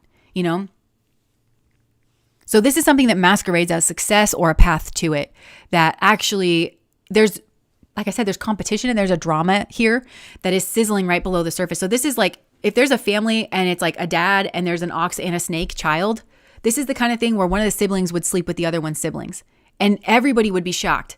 And even like maybe the ox in that family, like I knew you were low down, but I didn't know you were this low down. Like there's like some type of drama that is just waiting to pop off. There's this is a family that pretends to be a family, but there's some type of competitive energy that is waiting to overtly show itself because that's what's really there. And everybody's kind of tamping it down or pretending that they're not being competitive or pretending that they don't want success or something. And it's waiting to bust out into some type of like deep wound, some type of like absolute carnage to reveal the truth of what's actually been going on here because this is like a truth allergic family. This is a truth allergic dynamic, kind of a thing. So yeah. But I think you'd have to get to your subconscious here for some of these people. Some of them are snakes and they know that they're snakes and they know that they don't want to build anything. They just want something that's already made and they intend to steal from somebody here. They intend to smooge. Maybe that's subconscious or I don't know. Because it depends on your gender. It depends on how close in proximity you were to this, like how this kind of shapes up into your own personality and therefore what like your hurt locker looks like. But yeah, anybody that would fit into this dynamic is a karmic. Like to you, if you grow up in this, because I feel like there's just different ways that this dynamic could play out. It's already so confusing to try and, so like with the snake and the ox, let me just try really quick. So like with the snake, like start with the ox. I think it's easy to see how if these two are siblings and they might not be siblings, but they would still, if there's a man that has two options, these people have they become kind of like siblings where even if neither of them had a sibling, like where it kind of plays out in this like sibling rivalry thing and he's the dad. That's what's playing out here. And that's what he saw in his family. And he wants to replicate. And that's his best approximation to power, right? So, but you can see how, okay, this ox person, in my mind, they're a female. Okay, so like this ox person as a female, she's drawn into her hurt locker that is a snake. And, he pretends to be an ox. So she thinks she's found her mate. But really, he's just a charmer. He's just a social kind of maneuvering kind of person, even if he himself doesn't know it because he could have grown up in the same family dynamics. And because he is a man, he's like, no, I'm an ox and I'm noble, but really he's the snake, right? And so then he meets somebody at work or something whose daddy has money and is that kind of snake. So then pops over there. You can see how that's like the way that an affair goes, but it could go the other way where like say the snake partner, meets somebody who is an ox, right? And this ox person, let's say they're not very advanced, like socially, emotionally, mentally, spiritually. So they get with the snake person because they're playing out these same kind of dynamics. But as they're in a relationship with the snake, they're evolving and they're saying, this is vapid. This is, I'm constantly railroaded. I want to be an ox. And it's kind of pushing them into their genuine ox energy, you know? You can see how they could maybe meet somebody at work that has to work really hard for themselves, that they actually admire and respect them and not their dad. You know, and that's how they kind of like have an affair. So this is kind of ripe for affairs, I think, too, like this pile or partner hopping, but all the while seemingly having a monogamous viewpoint on things. Either with the snake energy, because the snake would just do anything to get ahead. But the snake, I think, in this family knows we present as traditional, we do this. So that's, I have to, you know, appease daddy. But the oxes here, I think, are like, no, I'm monogamous. But they kind of choose people that are like snake-like. The whole hierarchical, keep it in the bloodlines. Yeah. So I hope that this made sense, because this one was kind of hard to describe. Maybe that's why Spirit was trying to have me channel it, because like, I don't know. And I feel like, look, this, look, the ox and then like that rainbow.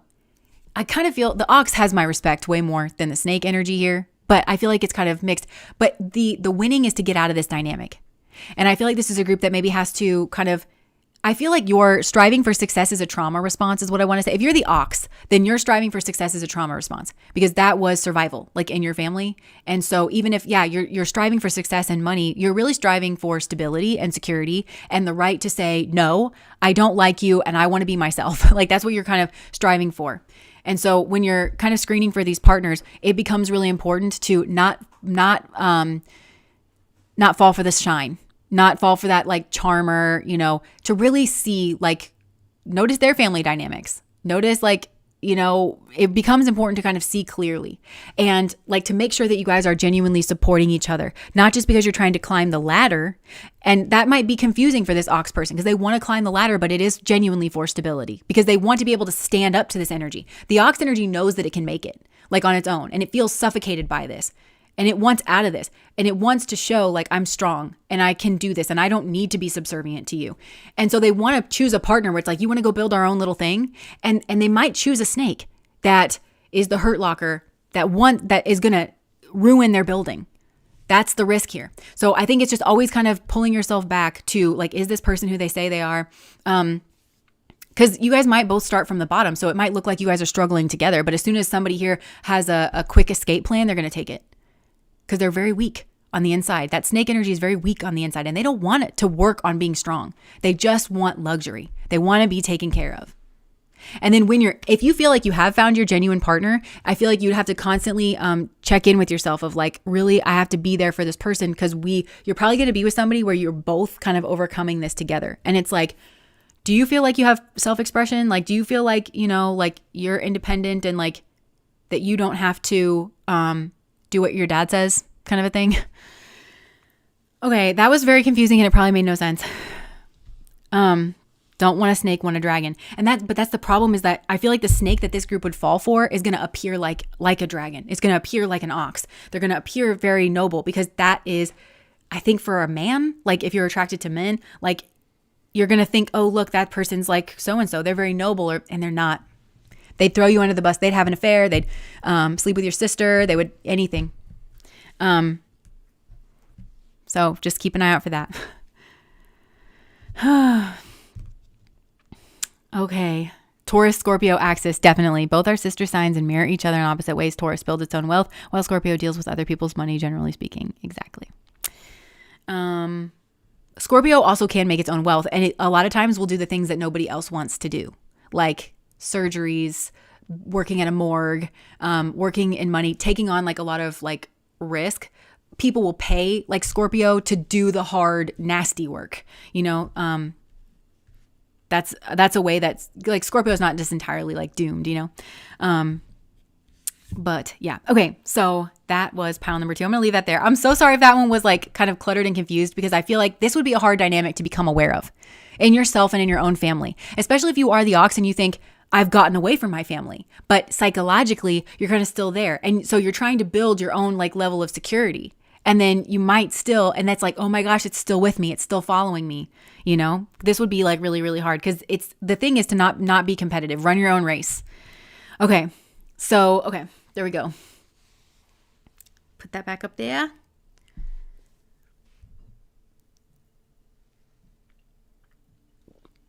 You are like an unsolved mystery sushi chef of tarot.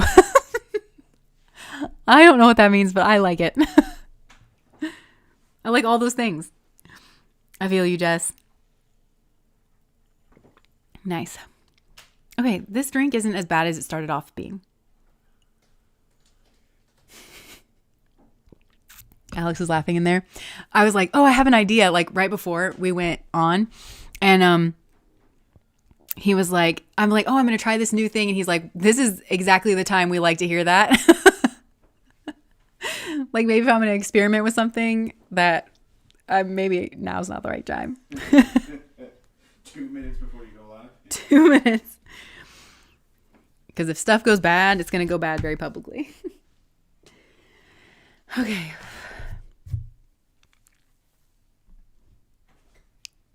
I don't know how you made sense of that situation. I'm so glad to hear that it made sense. All right. So let us go to pile number 3, the lover. Okay. This hurt locker sounds like Pluto taking a look into our hurt lockers. So becoming more of a banger. Okay. Pile number 3. Who is pile number 3's hurt locker?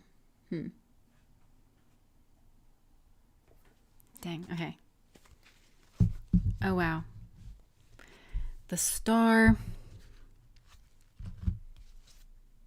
Hold on. Something's shaping up in my mind, but I'm not entirely sure what this is. Who is pile number 3's hurt locker? Star keeps coming out. I feel like whoever this is like very beautiful, you know, genuinely very beautiful.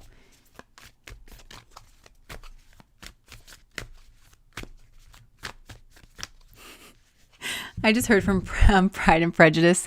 The aunt was like, there's something pleasant about his mouth when he speaks. Okay. Who is pile number 3's hurt locker?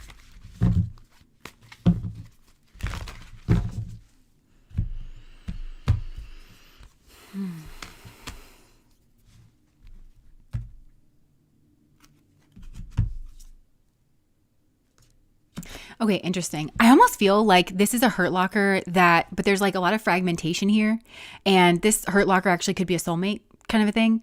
But they are your hurt locker because of something that's going on around, because I feel like for some of you, there's a person here, there's a group around that gossips about this person and has really like misrepresented this person because they're different in some way, because of that star energy. The star just kept coming out.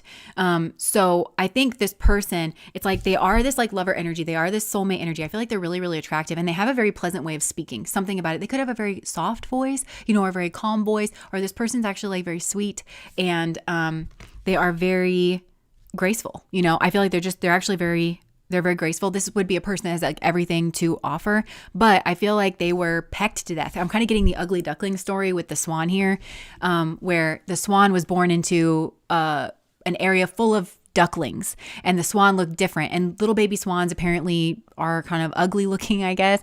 And the ducklings were like, ew, it's so ugly, like let's kill it. Literally, that is a quote from that story. It's ugly, let's kill it. That just really landed with me. And so they were all trying to peck it to death. So the swan then like felt like it was sad, you know? I feel like this is a person that's like your hurt locker.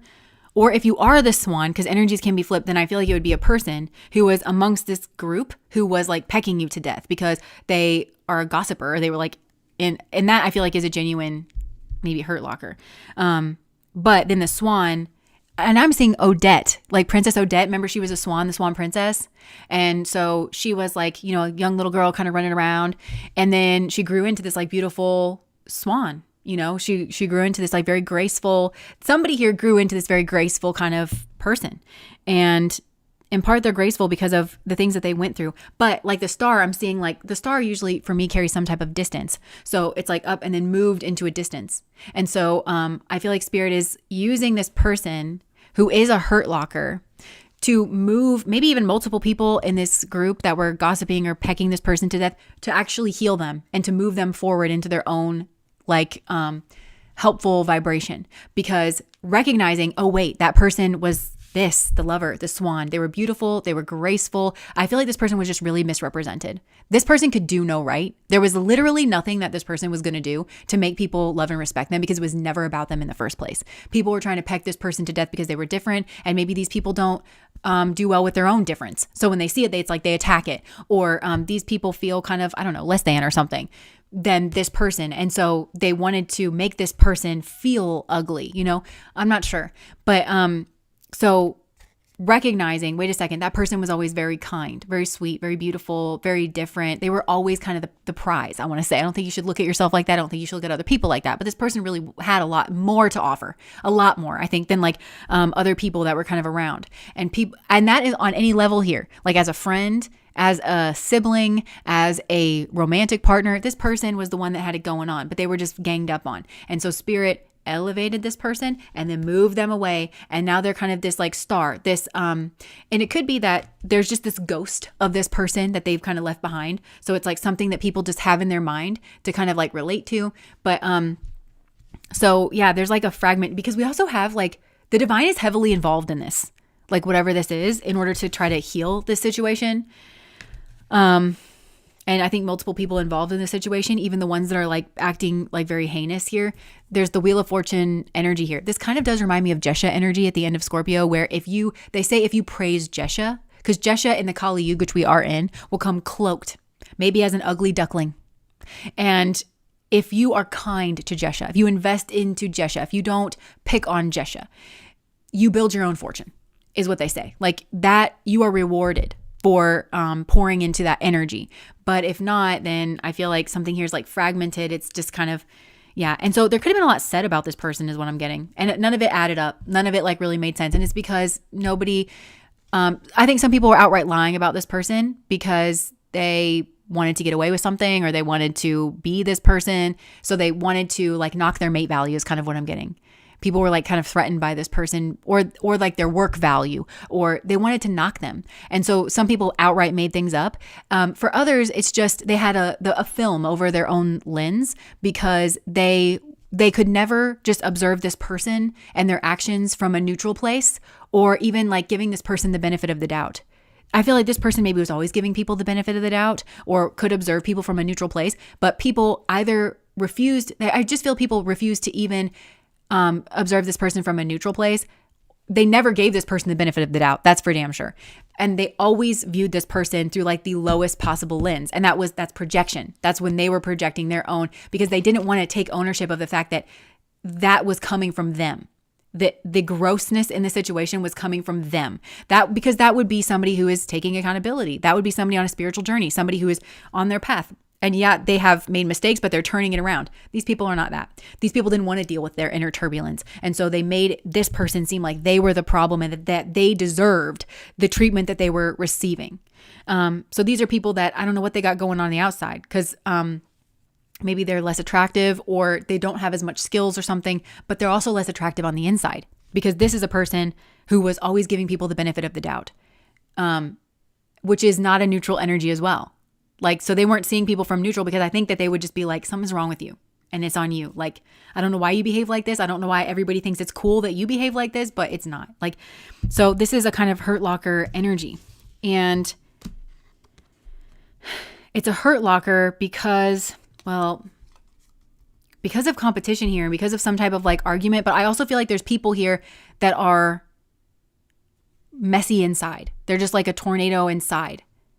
And so this is a hurt locker, because this seems to be a person who, to these people, like this person seems like they've got everything together. And I don't think this person sees themselves as that, but I do think this person does try. And that's kind of more than what these other people do, at least in like a certain arena or like situation. This person's seen as the higher cup here, but they're not treated like they're the higher cup, kind of a thing. But it's like, oh, there goes that person thinking they're the higher cup. Meanwhile, everybody's horrible to this person. And they don't have that self-image of being the higher cup. Lisa, thank you so much for the super chat. Thank you, Jess, for being a clear channel because I couldn't understand the meanness and the cruelty. Yeah, this is a person who like really couldn't understand why they were spoken to the way that they were, why they were treated the way that they were. And I do think though this person is learning about their own territory, because I think this person was trying to find their territory. They were trying to find where they belonged, you know? So, and they were maybe made to fight for it. And I don't think that that's natural to this person, but I actually think they could have been called upon to fight for it. And then these are people who would paint that in the worst possible light. So if this person finally snapped and was like, back up, these people would be like, I knew she was a bitch. I always knew she was a bitch. And meanwhile, it's like that person has taken so much shit. It's amazing that that's all they did was snap at you. You know, it's like, but nobody can ever really give this person their cred, you know? And so there's a lot of karma that these people kind of owe this person, and they owe this person their flowers. They owe this person speaking kindly about them to their face and behind their back. I think these people they owe this person in many lifetimes to come recommending them for a job, you know, because they could have like been trying to tear them down. They have to be like, oh, I actually know the perfect person for the job. And it might even be in a scenario where they wish that they could be promoted, but they know that they're not right. They have to see that. They have to see actually that person's better. And the whole group will benefit if a person like that's in charge. These are the kinds of karmas. It's a big karma. It's a big ask. I'm kind of seeing like a huge gap here from like these people who are like gossipy, like to get together, maybe drink, talk about this person, laugh about this person. There is a very big gap. And the gap is decorum and manners and just a way that people should be treated. This person, these are nasty people that were behaving badly and kind of should have had that mirrored back to them or just been called out, like said, you're behaving badly, knock it off.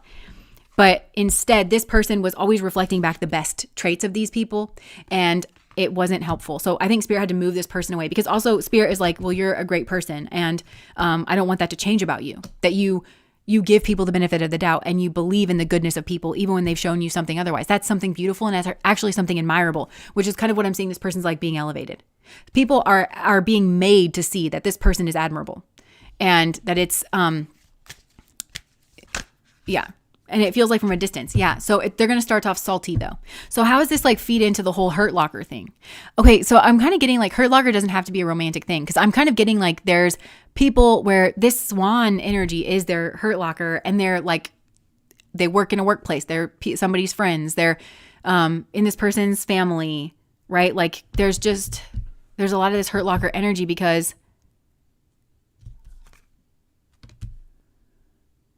it's something about like reaping what you've sown. They don't want to see this person reap what they've sown, because I think to a certain extent, these people don't want to. This is so vicious. These people don't want to reap what they've sown, because what they've sown is betrayal, and they caused, I feel like there's people here that caused. Oh, I get it. Okay. So these are people that caused some type of betrayal or horrible ending for this person. And it could have been all at once, or it could have been very slowly. Because with the swords energy, a lot of times here, I get like, there were untruths said about this person, where this person was stabbed in the back by people's words, what they were saying, what they were insinuating, things that were not true. Because I see an upside down sword as like untruth sometimes. The Bayou, thank you so much for the super chat. And so, these people, that's why this person's their hurt locker. It's the scapegoat. This is the scapegoat. So this person's the hurt locker, because it's where these people are storing all their hurts. They are mean, they're vicious, they're a bully, and they say that person deserves it because they're it's because they're great, but I can't, like, why they're targeting this person, and it's this deep inadequacy is what it is. It's this deep sense of inadequacy.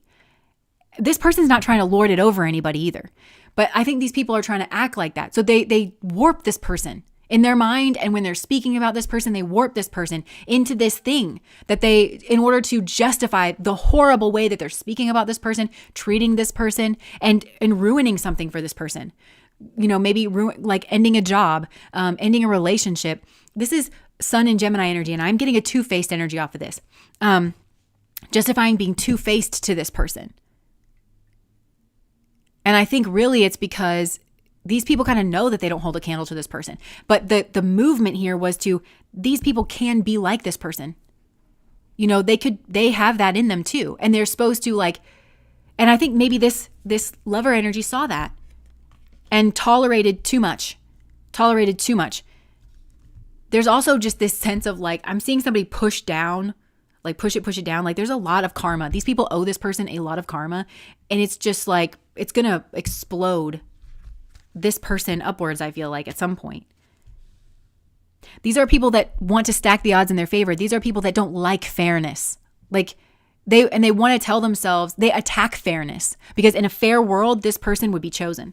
This like lovers, I don't know what chosen for what, chosen for a romantic relationship.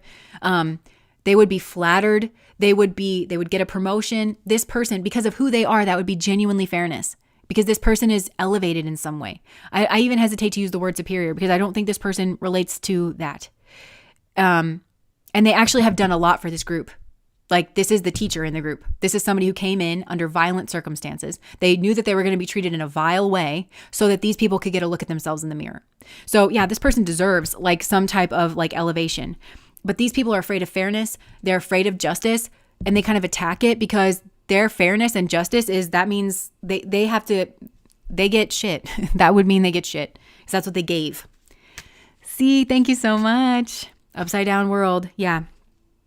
Because they know that they, so like in a romantic relationship, I feel like somebody here, like this is the Knight of Cups, like a charmer, somebody who comes up short, presents a fantasy of themselves in order to be two-faced and like stab this person in the back, could have, because they know this person's out of their league.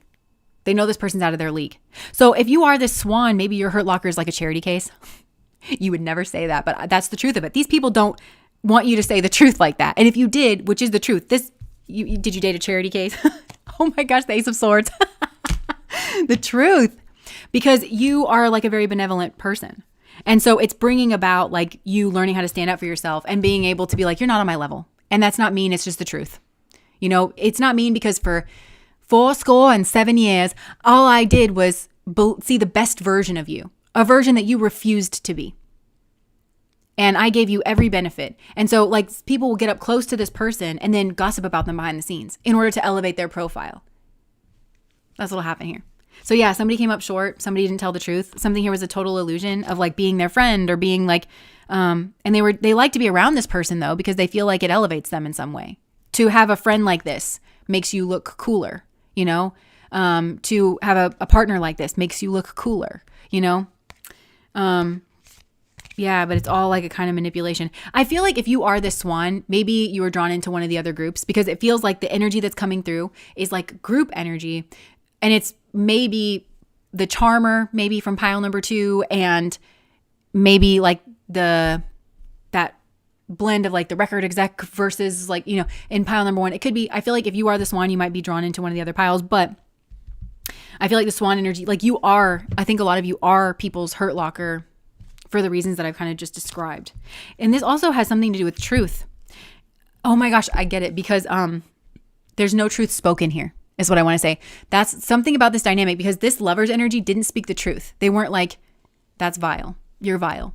You shouldn't be doing that. They didn't do that because they're classy, which is maybe noble, but also I feel like no justice was like kind of involved here.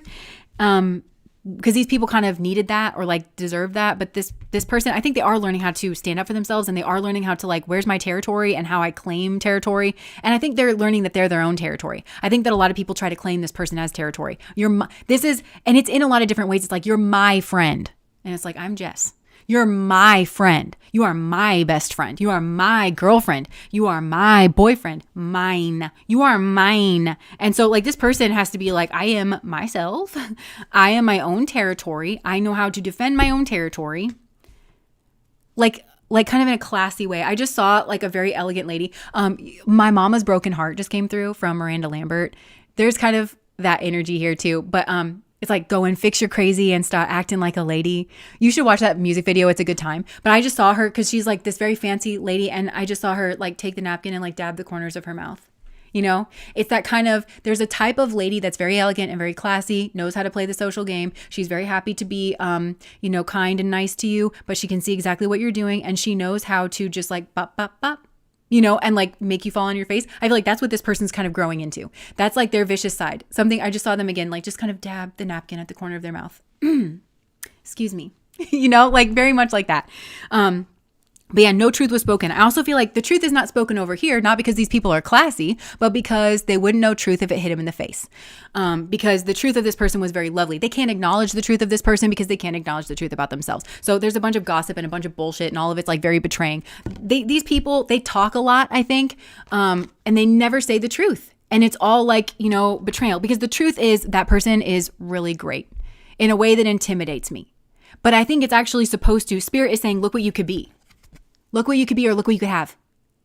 If you just spoke the truth about this person, it's giving Jesha. It's giving Jesha. If you just spoke the truth about this person, which Jesha energy in the zodiac, they don't get their due. They do a lot. They pull a lot of weight. So I don't think that that's been what's been said. I don't think that people are like, wow, this swan pulls a lot of weight and they look good doing it. I don't think that's what's been said. But it's been related to. And it's been related to in this it just brought out the worst in people. Not that it was this swan's problem. This is a scapegoat. This person was like a scapegoat, this lightning rod for abuse. But the challenge was, Spirit is like, I will give you all that you want if you will speak well of Jesha. If you pour into Jesha. Because again, Jesha does all the work, gets none of the glory, and is not paid enough for what they do. So if you notice that, and if you say, actually, I think this person deserves the raise. These people all owe karmas to this person like that already. So if they're clearing their karmas with this person, they are speaking honestly about them. I think that's really all that's, because this person is top of the pops. And if this person is top of the pops, this is like Simba returning to Pride Rock. Everything's going to start to flow again. The sun comes back out. Like, that's kind of what this is. But this person is not prideful. And also this person's not jockeying for power. I actually think that this person is just trying to find out who they are, because they've just been treated so badly, and they've just been like wrongly mirrored.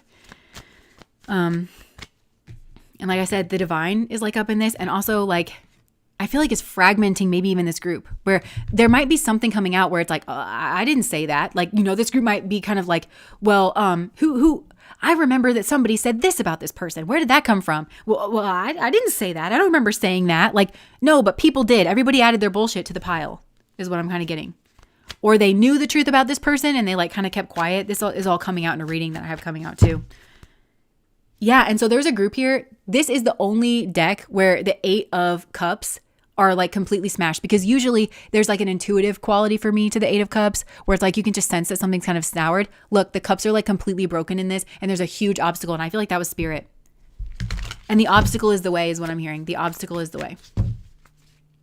There's like a message, that something here that came through that separated people out. So it could be that the swan got a message. Maybe it was on accident. Maybe somebody accidentally sent this person a text message where they were talking shit, or they accidentally added them in the group chat and people don't know about this. Or like somehow Spirit made sure this person got a message that put them at odds with people. And it feels like on an individual basis, kind of like not necessarily, it could be that like, oh, this whole group is talking shit, but it feels like no, because everybody's karmas here are individual. So it's like Sarah needs to speak properly to the lovers. Bill needs to speak properly to the lovers. Sarah, Bill, and Joel, and Charlie all have a nasty ass fucking group together, but the karmas are not group karmas here. You see? It's not like Spirit is like, this group needs to treat this lover's energy better. It's like, Bill, you need to treat this person better. Sarah, you need to treat this person better. Charlie, you need to treat this person better. As people, you need to be people that are treating this person better. It's like an individual thing that's like kind of playing out here. Yeah, this person was attacked and they don't deserve it. But these are all people who are stroking each other, and they might literally be stroking each other, but they kind of stroke each other's like nasty, and it's like, I love it when you're nasty. I love encouraging the worst part of you. Oh God, I love it. I love it because then it's like crabs in a bucket, This is a group that's just like crabs in a bucket. They like to behave like this, and then they like to justify it amongst each other, and they do it with lies. They withhold certain information. They will intentionally misrepresent something that made total sense. So they'll be like, yeah, this person, like, they said this the other day, and they maybe did say that, but it was like a part of a broader context, and it's because these are haters. That's what it is. These are haters. So that's the hurt locker. These people are actually and literally trying to dump their hurt into another human being and into another human being's timeline, destiny. They're trying to, this is so vicious. And I see this sometimes. I just see somebody grabbing somebody's head and shaking them and like messing up their hair because I feel like this person's actually really attractive and people are jealous about the way this person looks and the fact that they're nice and the fact that they're competent. And so these are people that they know that if they just attacked this person, everybody be like, whoa, whoa, whoa, whoa, whoa, whoa. So it's all very underhand. But that's exactly the energy of it, is just grabbing you and messing up your hair and just, messing up everything. That's what the gossip is intended to do here. That's what it's intended to do here. And it's competitive. And it might be under the guise of this fucking Page of Cups energy, which I always get. And the Page of Cups is such a beautiful energy. And I'm just, now I've gotten it in a certain way in so many readings that I'm just like, because I feel like that's who this person really is. Oh, look, here's a duckling. But this person's like sweet and small and like unassuming and not a danger to anyone. But then somebody here is looking at this. I'm almost seeing like mean eyes here. So they act like they're the Page of Cups. They act like they're really sweet or that they're really receptive or that they want to learn from this person. And then they attack this person, Moon. It's a deception. These people have presented the Page of Cups. Also, sometimes for me, the Page of Cups can be an apology. So some of these people are like, I'm really sorry for what I did. But they're not, because they don't even know why they did what they did. They don't know where it comes from. Their conscious self, it's very much like, I always joke with Alex about this. He'll be like, yeah, you did something. And I'm like, that doesn't sound like me. But I'll know that I did it. And I'm just joking with him. He'd be like, yeah, somebody didn't like load the dishwasher. And I'm like, that doesn't sound like me. But this person, it's really like, that doesn't sound like me. But it really was them, like they hide this like, and they want to climb. So maybe they want to use this person to elevate themselves in status in some way, but they hide that. They're like, what, me? I'm just innocent. Or they want to climb and this person's in the way because if life was fair, this person would have the job. This person would have the mate. This person would have something. By rights, they would have it. But they want to say like, they want to make like just this person's beauty, and it's an inner beauty and an outer beauty. They want to make that the problem. Oh, people that are like that are always this way and that way. Why can't you get to know the person in front of you? Yeah, sometimes beautiful people are bullies. I think I was telling you this. Research has shown that a lot of times people who are very attractive, they're more likely to be bullies, but they're also more likely to be bullied. It's that Pluto energy where it's very polarized.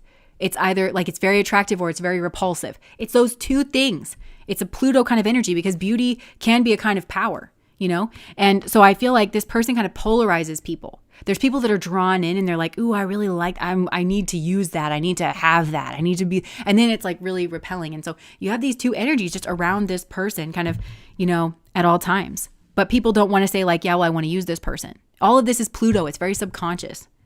They want to get this person caught in their web and then attack. And I even get like, they want to trip this person up. This is a beautiful person, but these are people who try to make this person seem like they're not a beautiful person. They want to misrepresent totally normal, benign things that this person has said. And it comes from this just absolute beast of a place inside. I can just see it. It's this, I'm seeing this like bear that's like wrapped in tar, kind of like coming out like, yeah, I'm just, it wants to attack, but there's no earthly reason to attack this person. So a lot of people, they just try to trap this person in order to intentionally misrepresent everything that they say. I want to say that, oh, well, this person's manipulative, and everybody's manipulative to a point. Manipulation is to handle with dexterity. And I do feel this person is skillful. Beauty and tending to your beauty when you do your makeup and stuff, that's a kind of manipulation. It's a kind of manipulation that everybody does. And I feel like the people that have a problem with this person, maybe when you do the same manipulation to your impact that maybe this person, you wish that you could come across in a way that this person does. And that's kind of the difference. I just wish that I could come across in the way that this person does. And that's not what this person's goal is. This person's goal is to find out who they are and kind of bring that out. And there's that same path that's open to this other person, but they're not like looking at that as a soul, This person's kind of showing the path is what they're doing. And they took a lot of hits to do it. A lot of treachery, a lot of abuse. Yeah, the Lovers. This person, this hurt locker is in some way showing the way forward. It's giving Bodhisattva a bit.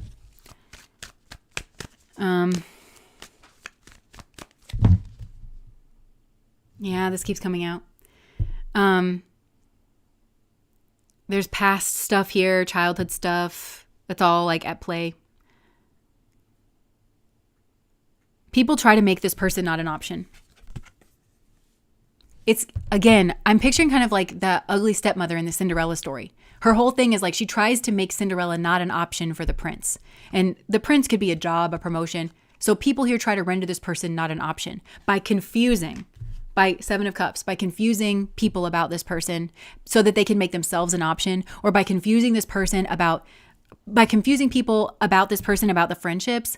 Like, oh, they're not really your friend. Like they're just blah, blah, blah, or they're sleeping with their friends, or, you know, something like, they also like to confuse people about this person's past, about this person's transformation, because it's kind of Sun and Scorpio energy, where this person, like, it's kind of giving Persephone as well. Because I feel like this person could have been abused a lot, like Schmegžuli, where this person is very trusting. So I think that they didn't really know the kind of people that they were dealing with.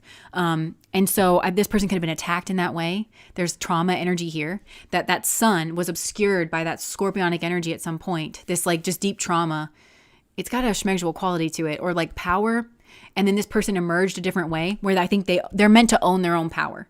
They're meant to own their own territory. They're meant to own their own self. So if this person has a kind of fuck you attitude, people are going to make that into a bad thing as well. But they gave this person no other choice. Yeah, look, the Black Swan. That movie might be relevant. I didn't really see that movie, but I think it was like a psychological thriller, wasn't it? With Mila Kunis and Natalie Portman. Yeah, it's because people try to protect their territory. So it's like this person is not like evil. This Hurt Locker, they're not evil. They're not trying to get what's not theirs. They're not trying to thieve. But if this person wanted to, they could. If this person wanted to fuck your man and get him, they could. So if they were like that, you'd know about it. But they're not doing that way. If you think that like that this person's like really, really attractive and they're like, yeah, they could like fuck my man and take them. And so I had to like get beneath like in order to make sure that didn't happen. I'm still telling you, whatever man you were trying to have territory over, and like she still could have fucked him. Okay, just know that. Or he still could have fucked her. Like just know that.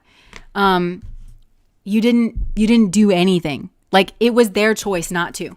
It was this person's choice not to.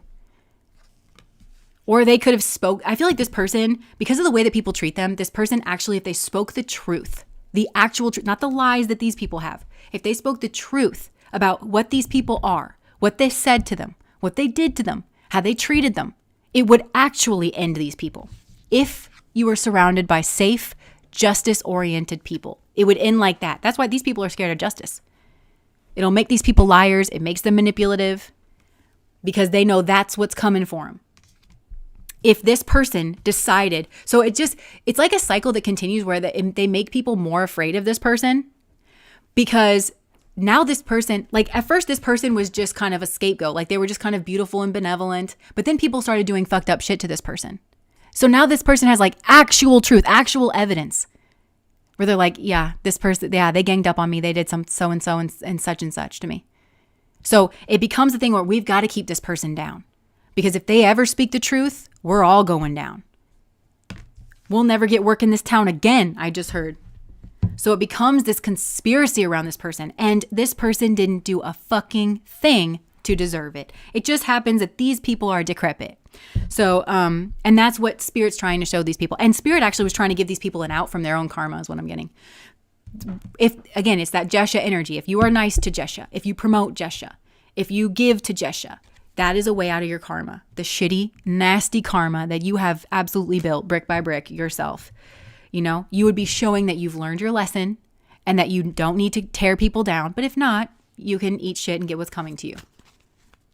And I feel like maybe that's what's going on here. There could be a lot of gossip about this person at some point in the future is what I'm hearing. Like as they've kind of moved away and as they're healing and as they're kind of taking their power back. It's giving Princess Diana too, where it's like she talks about a woman having power. Like people are like, well, where's she going with it? What's she doing with it? You know, because this is a person, it's strong feminine energy, but this is a person who could ruin a lot of people. Maybe tried to speak the truth, but then like was ganged up on. Yeah. People really try to control like who this person's around. They don't want this person to meet a certain person that may recognize their talents and open a door. People have really tried to keep this person down. Or they know that, they know that if they met such and such that they would really hit it off, but they don't want this person to meet those kind of people, you know? People have really tried to hold this person down. Devil energy. And people want to marry this person for the wrong reasons and everything else. Okay, so I feel like, yeah, that's hurt locker energy. That's hurt locker energy here. If you are, like I said, if you are this swan, if you are this lover, I feel like probably one of the other two piles is like your actual hurt locker. Yeah, there's a lot of anxiety here. Around, yeah. I think I said in like pile number 1, it's like if this person actually moves on and like finds somebody who will actually love them, or, you know, then it causes a lot of anxiety in people. A lot of people are going to have to confront the way that they treated this person, because I think a lot of people do actually care about this person. That's Soul. Being a little chirper. Yeah. They really don't want the truth to come out about this person, and they don't want this person speaking the truth about what they know about them. And they don't want this. So I think certain people have tried to undermine this person's credibility because they know that at some point this person may well be strong and be able to speak the truth. And so they want to, people will, like, before this person even kind of gets it as a notion to seek out their justice, they'll try to undermine this person's credibility. And they're like, well, they're trying to destroy me. This is like the abusers that have come at this person. It's like, they're trying to destroy me. And it's like, are they trying to destroy you? Or did you do something abusive and terrible to that person? And they would just say what you did and it would destroy you to any person who is like actually sane. There's a difference there. They're not trying to destroy you. It's just you're so easy to destroy because you suck. Okay. Yes. Okay, so I think I'm going to leave that there for pile number 3. I pick up on that energy a lot. I know for a lot of you that's your energy because I've read for you for a while now. I hate that I still have memories about this because of little everyday things. Yo, so true. So true. And that you can't trust people, and that because with that two-faced shit too, where it's like when people are nice to you, you can't even trust that. You can't even enjoy that. You have to kind of be suspicious about people, or, you know. I will have justice and it will be in divine timing. Yes. Yes. I wonder if this pattern is going on in the collective world. Just look at all the men upset by women's power or choosing themselves. Yeah, I definitely feel like it's like a collective kind of a thing. Definitely. Okay, sorry if the video quality is bad, you guys. Okay, so shall we move on to the general messages? Oh, nice. Okay. So Spirit doesn't have to be related to the reading topic, but anything, I'm not going to take that. Okay. Anything that you want to bring to our attention, anything that you want to talk about, Spirit? What do you want to talk about, Spirit? What do you want to say, Spirit? Huh? What do you want to say, Spirit? The moon came out. The 10 of Pentacles. 7 of Swords. I don't know if this is happening with you or if this is happening to somebody else, but I feel like somebody here is like kind of looking at their reflection, or they're kind of scared to, about like some type of 10 of Pentacles energy. Like maybe some of you with the piles that were going on, you're like, am I like that? You know, and you're kind of like thinking about it. And keep in mind, these things can be on a gradient. So maybe you are in some ways, but maybe you aren't in other ways, you know. So yeah, like with the 7 of Swords energy, I feel like somebody here maybe is having a wake up call. This might be you for some of you, where you're like, I think I am kind of like that. Oh, and like something kind of clicked for you, where you're like, I was raised kind of in a competitive environment. And maybe like one of the ways that I am competitive is I take on this like dutiful dollar, all my plans were laid, tendrils tucked into a woven braid, right? Like, and that's maybe my way of kind of competing and saying like, well, I'm better than you or something. Like, where does that come from? Just know that it doesn't make you a bad person or anything. Like, this makes you more aware. You're growing like kind of in yourself. Now, if this isn't you and this is somebody else, I feel like maybe somebody here is waking up to that. It could be the person that they, tried to attach themselves to for wealth and power. Somebody here is like coming up out of colluding with that energy. And again, it could be you. It could be somebody that actually married somebody like that. It could be that an illusion is kind of breaking down, and that's internal or external, which is always something to be praised, right? Some of these things, it's hard to kind of confront them, but it always means progress. So it sucks, but like kind of just celebrate it, you know? But somebody here is like kind of getting up out of this like coffin, you know, with the Seven of Swords. They're getting up through reflection. They are like getting up out of this kind of Seven of Swords energy, the politicking, the sneaking around. Yeah, and look, we've got the Wheel of Fortune, and we've got this Queen of Pentacles, and the Queen of Pentacles is climbing a ladder upward. So somebody here was maybe maneuvering around because they wanted to elevate themselves in some type of like sudden fortune, you know, maybe through marriage, and it actually maybe blocked forward movement, like some kind of very quick movement that they could have made like within themselves or in another relationship that was, yeah. And somebody here could be feeling like the swords are all pointing back on them like it's you, right? This is what shadow work feels like. Yeah, but something here was a functioning dysfunction. And I feel like maybe Spirit had to kind of call it out, that there is this kind of Queen of Swords energy that's looking upon, again, a lover situation. This could be a couple that seems like they've got it all, and maybe they don't. Maybe that's what's kind of being illuminated, is maybe some of you are kind of looking like, oh, well, that couple has it all, but then maybe it's not what it seems, you know, on the outside. But I feel like Spirit, yeah, the truth was hidden here about a functioning dysfunction, and like somebody wanting to be this Queen of Pentacles really bad, like kind of trying to rise in the ladders. But Spirit is saying, look at this kind of beneath that conscious understanding and seeing oneself of pursuing the Queen of Pentacles was this kind of distorted Queen of Swords. And I think in this realization, this distorted Queen of Swords energy got straightened out and actually is becoming a healthy Queen of Swords, and is using that observation to do the shadow work and actually say, wait a second, now you've got a choice. Do I want to collude with this subconscious, unconscious pattern that's been playing out in the family, that's been playing out within me? Now you've got a choice because you have this moment of awareness. If this is what's going on, try not to like go down the guilt way. I feel like maybe I just heard shame. I feel like maybe there's some processing of shame. Like this is, you know, in the Enneagram. So in the Enneagram, there's 9 different types, and each of the types has like a base fear and it has a base desire. And the base desire is kind of born from the base fear, because it's our brain's kind of elementary black and white approximation of, if I attain this desire, then my fears will be assuaged. But it's not really true. There's a cat under here. Something was moving around and I was like, what's that? Yeah, but it's not really true. And it's helpful to take a more nuanced perspective and say like, oh, I see why that seems like it's going to solve all my problems, and that would then cure my fear, but then it never really works out that way. For some of you, you may have actually achieved like your base desire, or like I think it's a primary desire. Maybe that was it. Base fear and primary desire. Because you were like, okay, well, if I become successful or whatever, that's going to assuage my base fear. But actually it really didn't, because it's something like deeper than that, and it needed to come from like within yourself. So it feels like actually there's a moment of awakening here, and it's either within you or it's within other people that are maybe been wrapped up in this and caused you pain.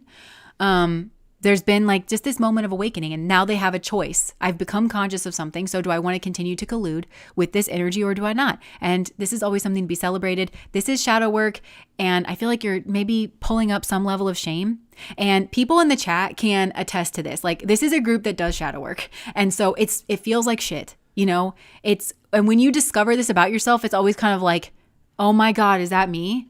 Oh my God, because we can relate, like, you know, I'm going to be very honest. Like, you guys see the strong reactions that I have to people. And I've had to kind of be like, am I like that in some way? Am I competitive?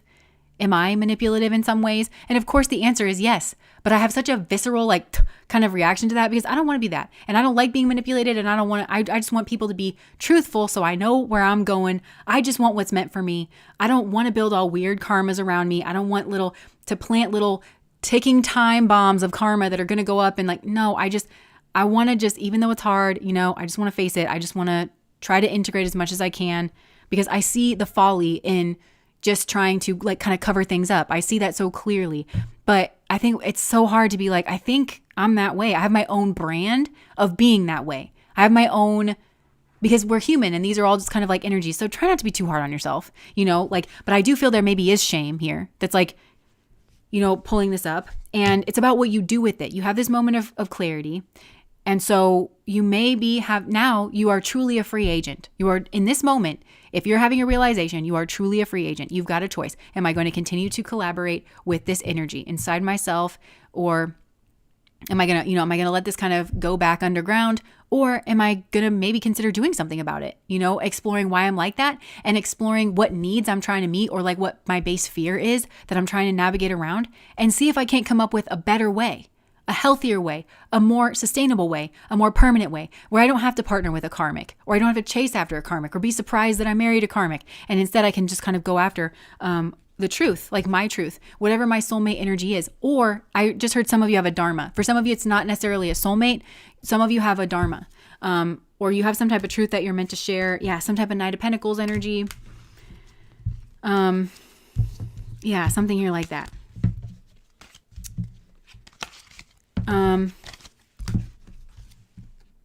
Yeah, King of Wands. Some of you are recognizing something about a King of Wands. Maybe this is somebody that you liked, or you thought this was, but now you're seeing them differently, kind of a thing. They might be the strong silent type thing. And that, I'm telling you, that can be very dangerous because you don't know what's under there,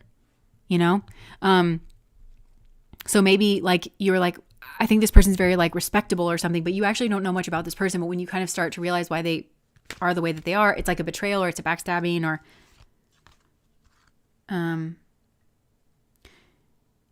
yeah, I feel like there's been a betrayal, or you can see how somebody was like maneuvering to get what they wanted out of you or something. You can see it now. I can see clearly now, the rain has gone. And this is the kind of thing where when we do shadow work, this is why people say shadow work is so hard, because a lot of times you find the most disgusting stuff in there. Like I mucked our pond, and it was like just, it's like, oh, this is in here, and like, oh, that's in here. But that is actually the win, because you're getting it kind of up and out of there, and you're making the ecosystem a lot healthier. So this is why people don't like shadow work. Like it gets a reputation for a reason, because when you find the thing, you're like, ugh, okay. Like just know that that's par for the course, I guess. Yeah, it may have something to do with the Knight of Wands.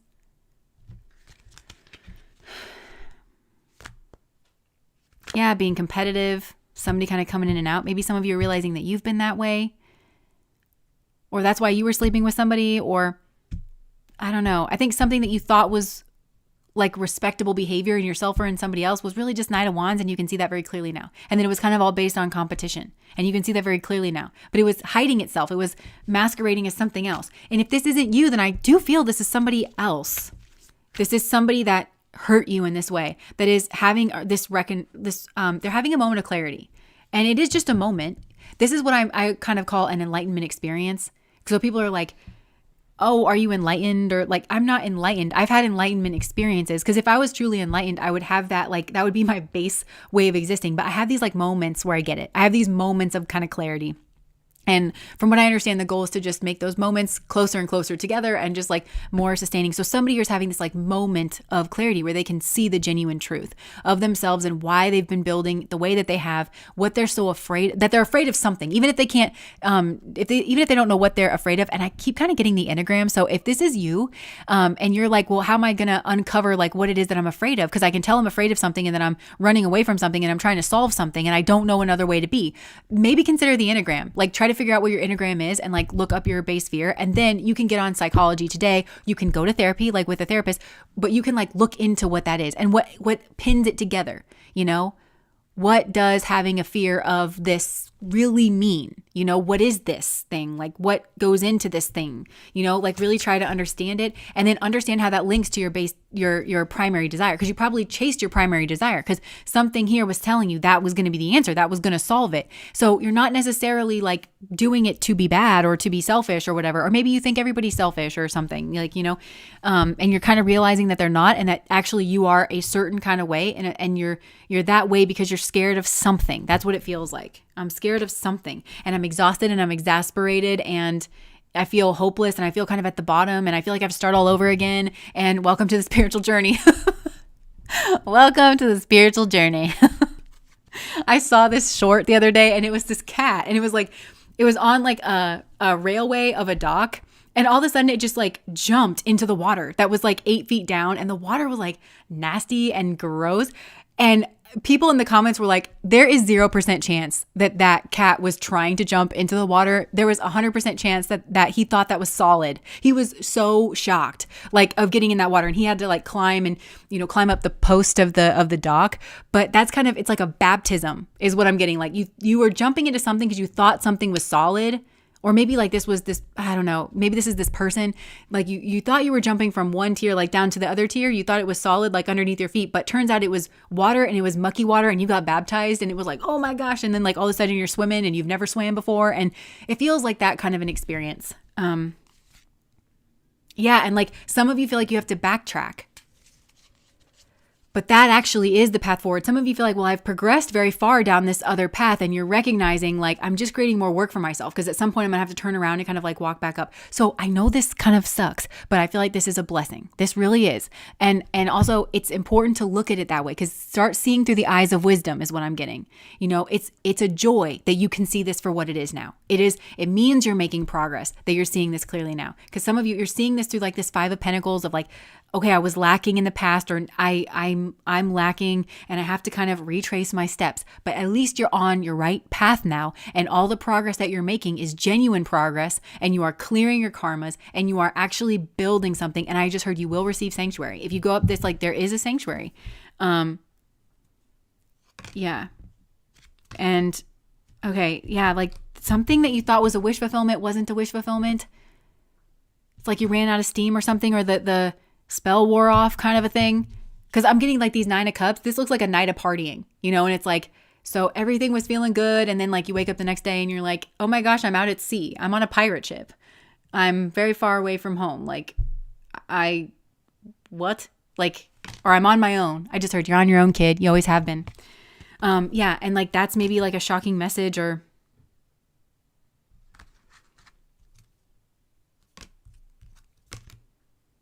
yeah, and some of you want to send a message, or like, I don't know, it might be a message of like, how dare you, to like people that you feel like, you know, we're leading you astray. Or it might be like, I get it now. You want to send a message to somebody that you realize you always should have been on the path with or something.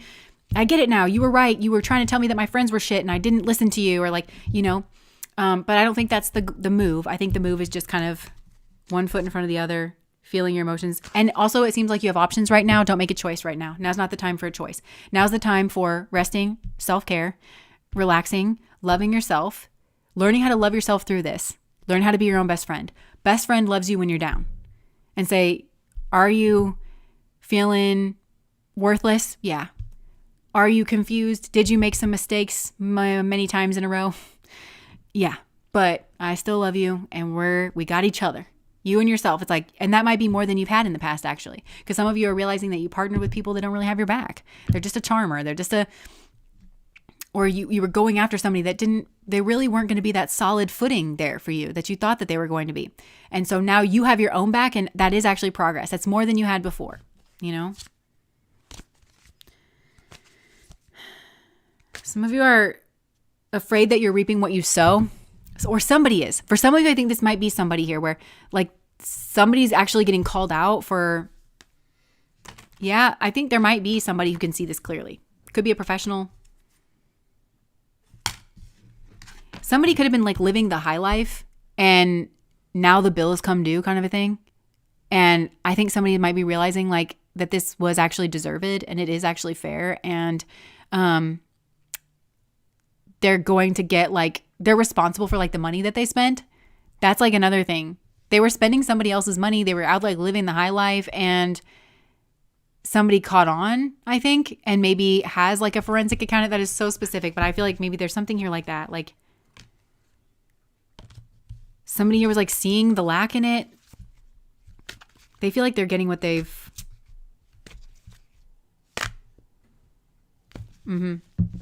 Yeah, they feel something here could be going on where somebody feels like they're getting what they've sown, and like they were separated out from like their cash cow, but it wasn't theirs to begin with. They were just leeching off of it.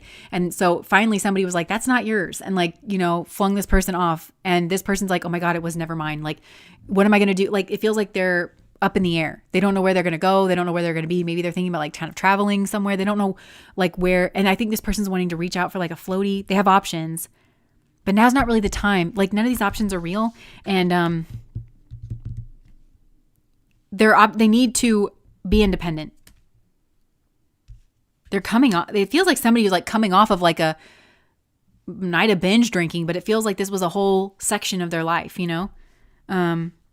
And there's something here that was like hidden in order for this person to be like, maybe you're realizing this. I don't know, that somebody did this to you, or that you did this to somebody, or somebody here that did this to you in the past is realizing this. I'm not really sure like how this is coming across, but it feels like they buried something. This is their shadow work. There was like a whole bunch of like mementos and memories and stuff that they buried here, and they didn't want to look at it. And they thought that they were healing by like going down this like whatever, it feels like that stupor kind of path.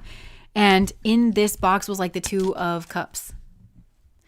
And I think somebody's realizing that maybe about you, maybe this is you realizing it about somebody else. And then they're like, yeah, it's like some type of, I just heard about time. She's got the thing about time. Somebody, it also looks like this skeleton is in a wedding dress sitting on the world. So it's like about time. TikTok. So it could be somebody married the wrong person and they were like, about time you figured me out, you know, or it could be that they were meant to marry somebody else and somebody was like, about time. Like, I was never going to get my justice from you, about time. Like, now you know what I am. So you can start acting like it. You can start making sounds I'm the person you were supposed to marry. That's the way you should be speaking to me and about me. Like, you know, it's like I feel like this cycle has ended and they're running up against some kind of obstacles. And I feel like the obstacles that like, they don't have any money. They've got to like grow their own something because somebody here was like trying to get the crop off of somebody else. And it wasn't theirs. It was never like maybe legally theirs. Maybe somebody's realizing that, like they signed a prenup and they thought they had all this money, but then like it's not legally theirs, or but karmically it was never legally theirs. That was never to be their money. They were not supposed to be with somebody here. I think for some of them at all. They weren't supposed to know that person at all. They went off on some type of like way out their path, or this person was only supposed to be an acquaintance or like somebody that they met in passing. And if they were healthy, it would have just been that. But they tried to like get onto it. I don't know, but it feels like there's been some type of awakening here. It's hazy right now, still with the moon. And it's just this moment of awareness and it's kind of up in the air. This person has two timelines that they can go down to kind of deal with their shadow. To now that I feel like somebody here has had a moment of awakening. Now there's two timelines they can go down. And for the first time in their life, I want to say this person is free because they have this choice. They recognize that some kind of pattern was going on. And so they have to dig this up, whatever this is. They buried something here. This is like a coffin. They have to dig this up, this like old version of themselves or something that I'm picturing this being full of mementos and things. So they're like, I actually have to dig this up.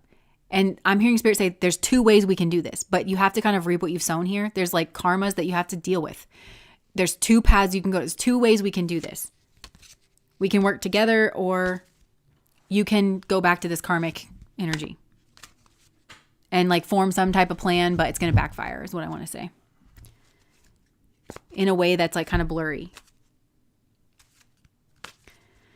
Somebody here's got caught living a life that they weren't supposed to live. And that even could be on a karmic level because they're not supposed to be together. They're not supposed to. Yeah. So anyways, that's happening now. And that's what spirit has to say. So, all right. That's why some siphon creative energy and use it to create from others. Yeah. Dang, whose money was she spending if not her parents? I'm not sure. Yeah, I don't know. The King of Swords keeps coming out. So now it's too risky for compassion for the betrayer. Yeah. Well, you can have compassion too, but it's like, what do you do with that compassion? Because there's compassion and then there's just, it's too late because I feel like you're saying you see the truth. You have to see the truth and you have to have compassion for yourself and for anybody else. So the decisions that you're making, you know, where your boundaries are, you've got to set them a certain place. You can say, I have all the compassion in the world for you. And I wish you didn't have to go through this, but also, you know, this is your path forward. Your karmas that you have created, that is your path forward. And I wouldn't get in the way of it for the world, you know? So, all right. That was, it's devil energy. The bill has come due here for somebody. Oh, yeah. And I feel like there's a big change of like fortune that's come in here. And I think somebody may realize that they're stuck on in some kind of contract or something, or they're bound by it, or there's like some part of the contract they didn't understand or they didn't see clearly, karmically or otherwise. So, okay. that was just the special, that might not resonate with everybody. That might not be everybody's situation, but that is a situation that Spirit is highlighting and that's coming through here and now. So, all right. Jess, I'm shooketh. Hold me, Jesus' hand. I trust the universe. I am shooketh. I mean, she straight up stole my art. I already have that evidence. Wow. If any experiencing something like time is on some fast wheels, it's going really fast. Thanks again. Yep. Okay, I feel like this was more of like a confusing one that came through. Sorry if this was a confusing reading. I feel like this was kind of not one of my best, but not everyone's a banger. Not everyone's going to be a banger. Hey. But I hope that made sense. Thank you guys for spending Friday with me. And we've got a From the Vault, or no, we've got a live stream tomorrow. No. We have From the Vault. Yeah.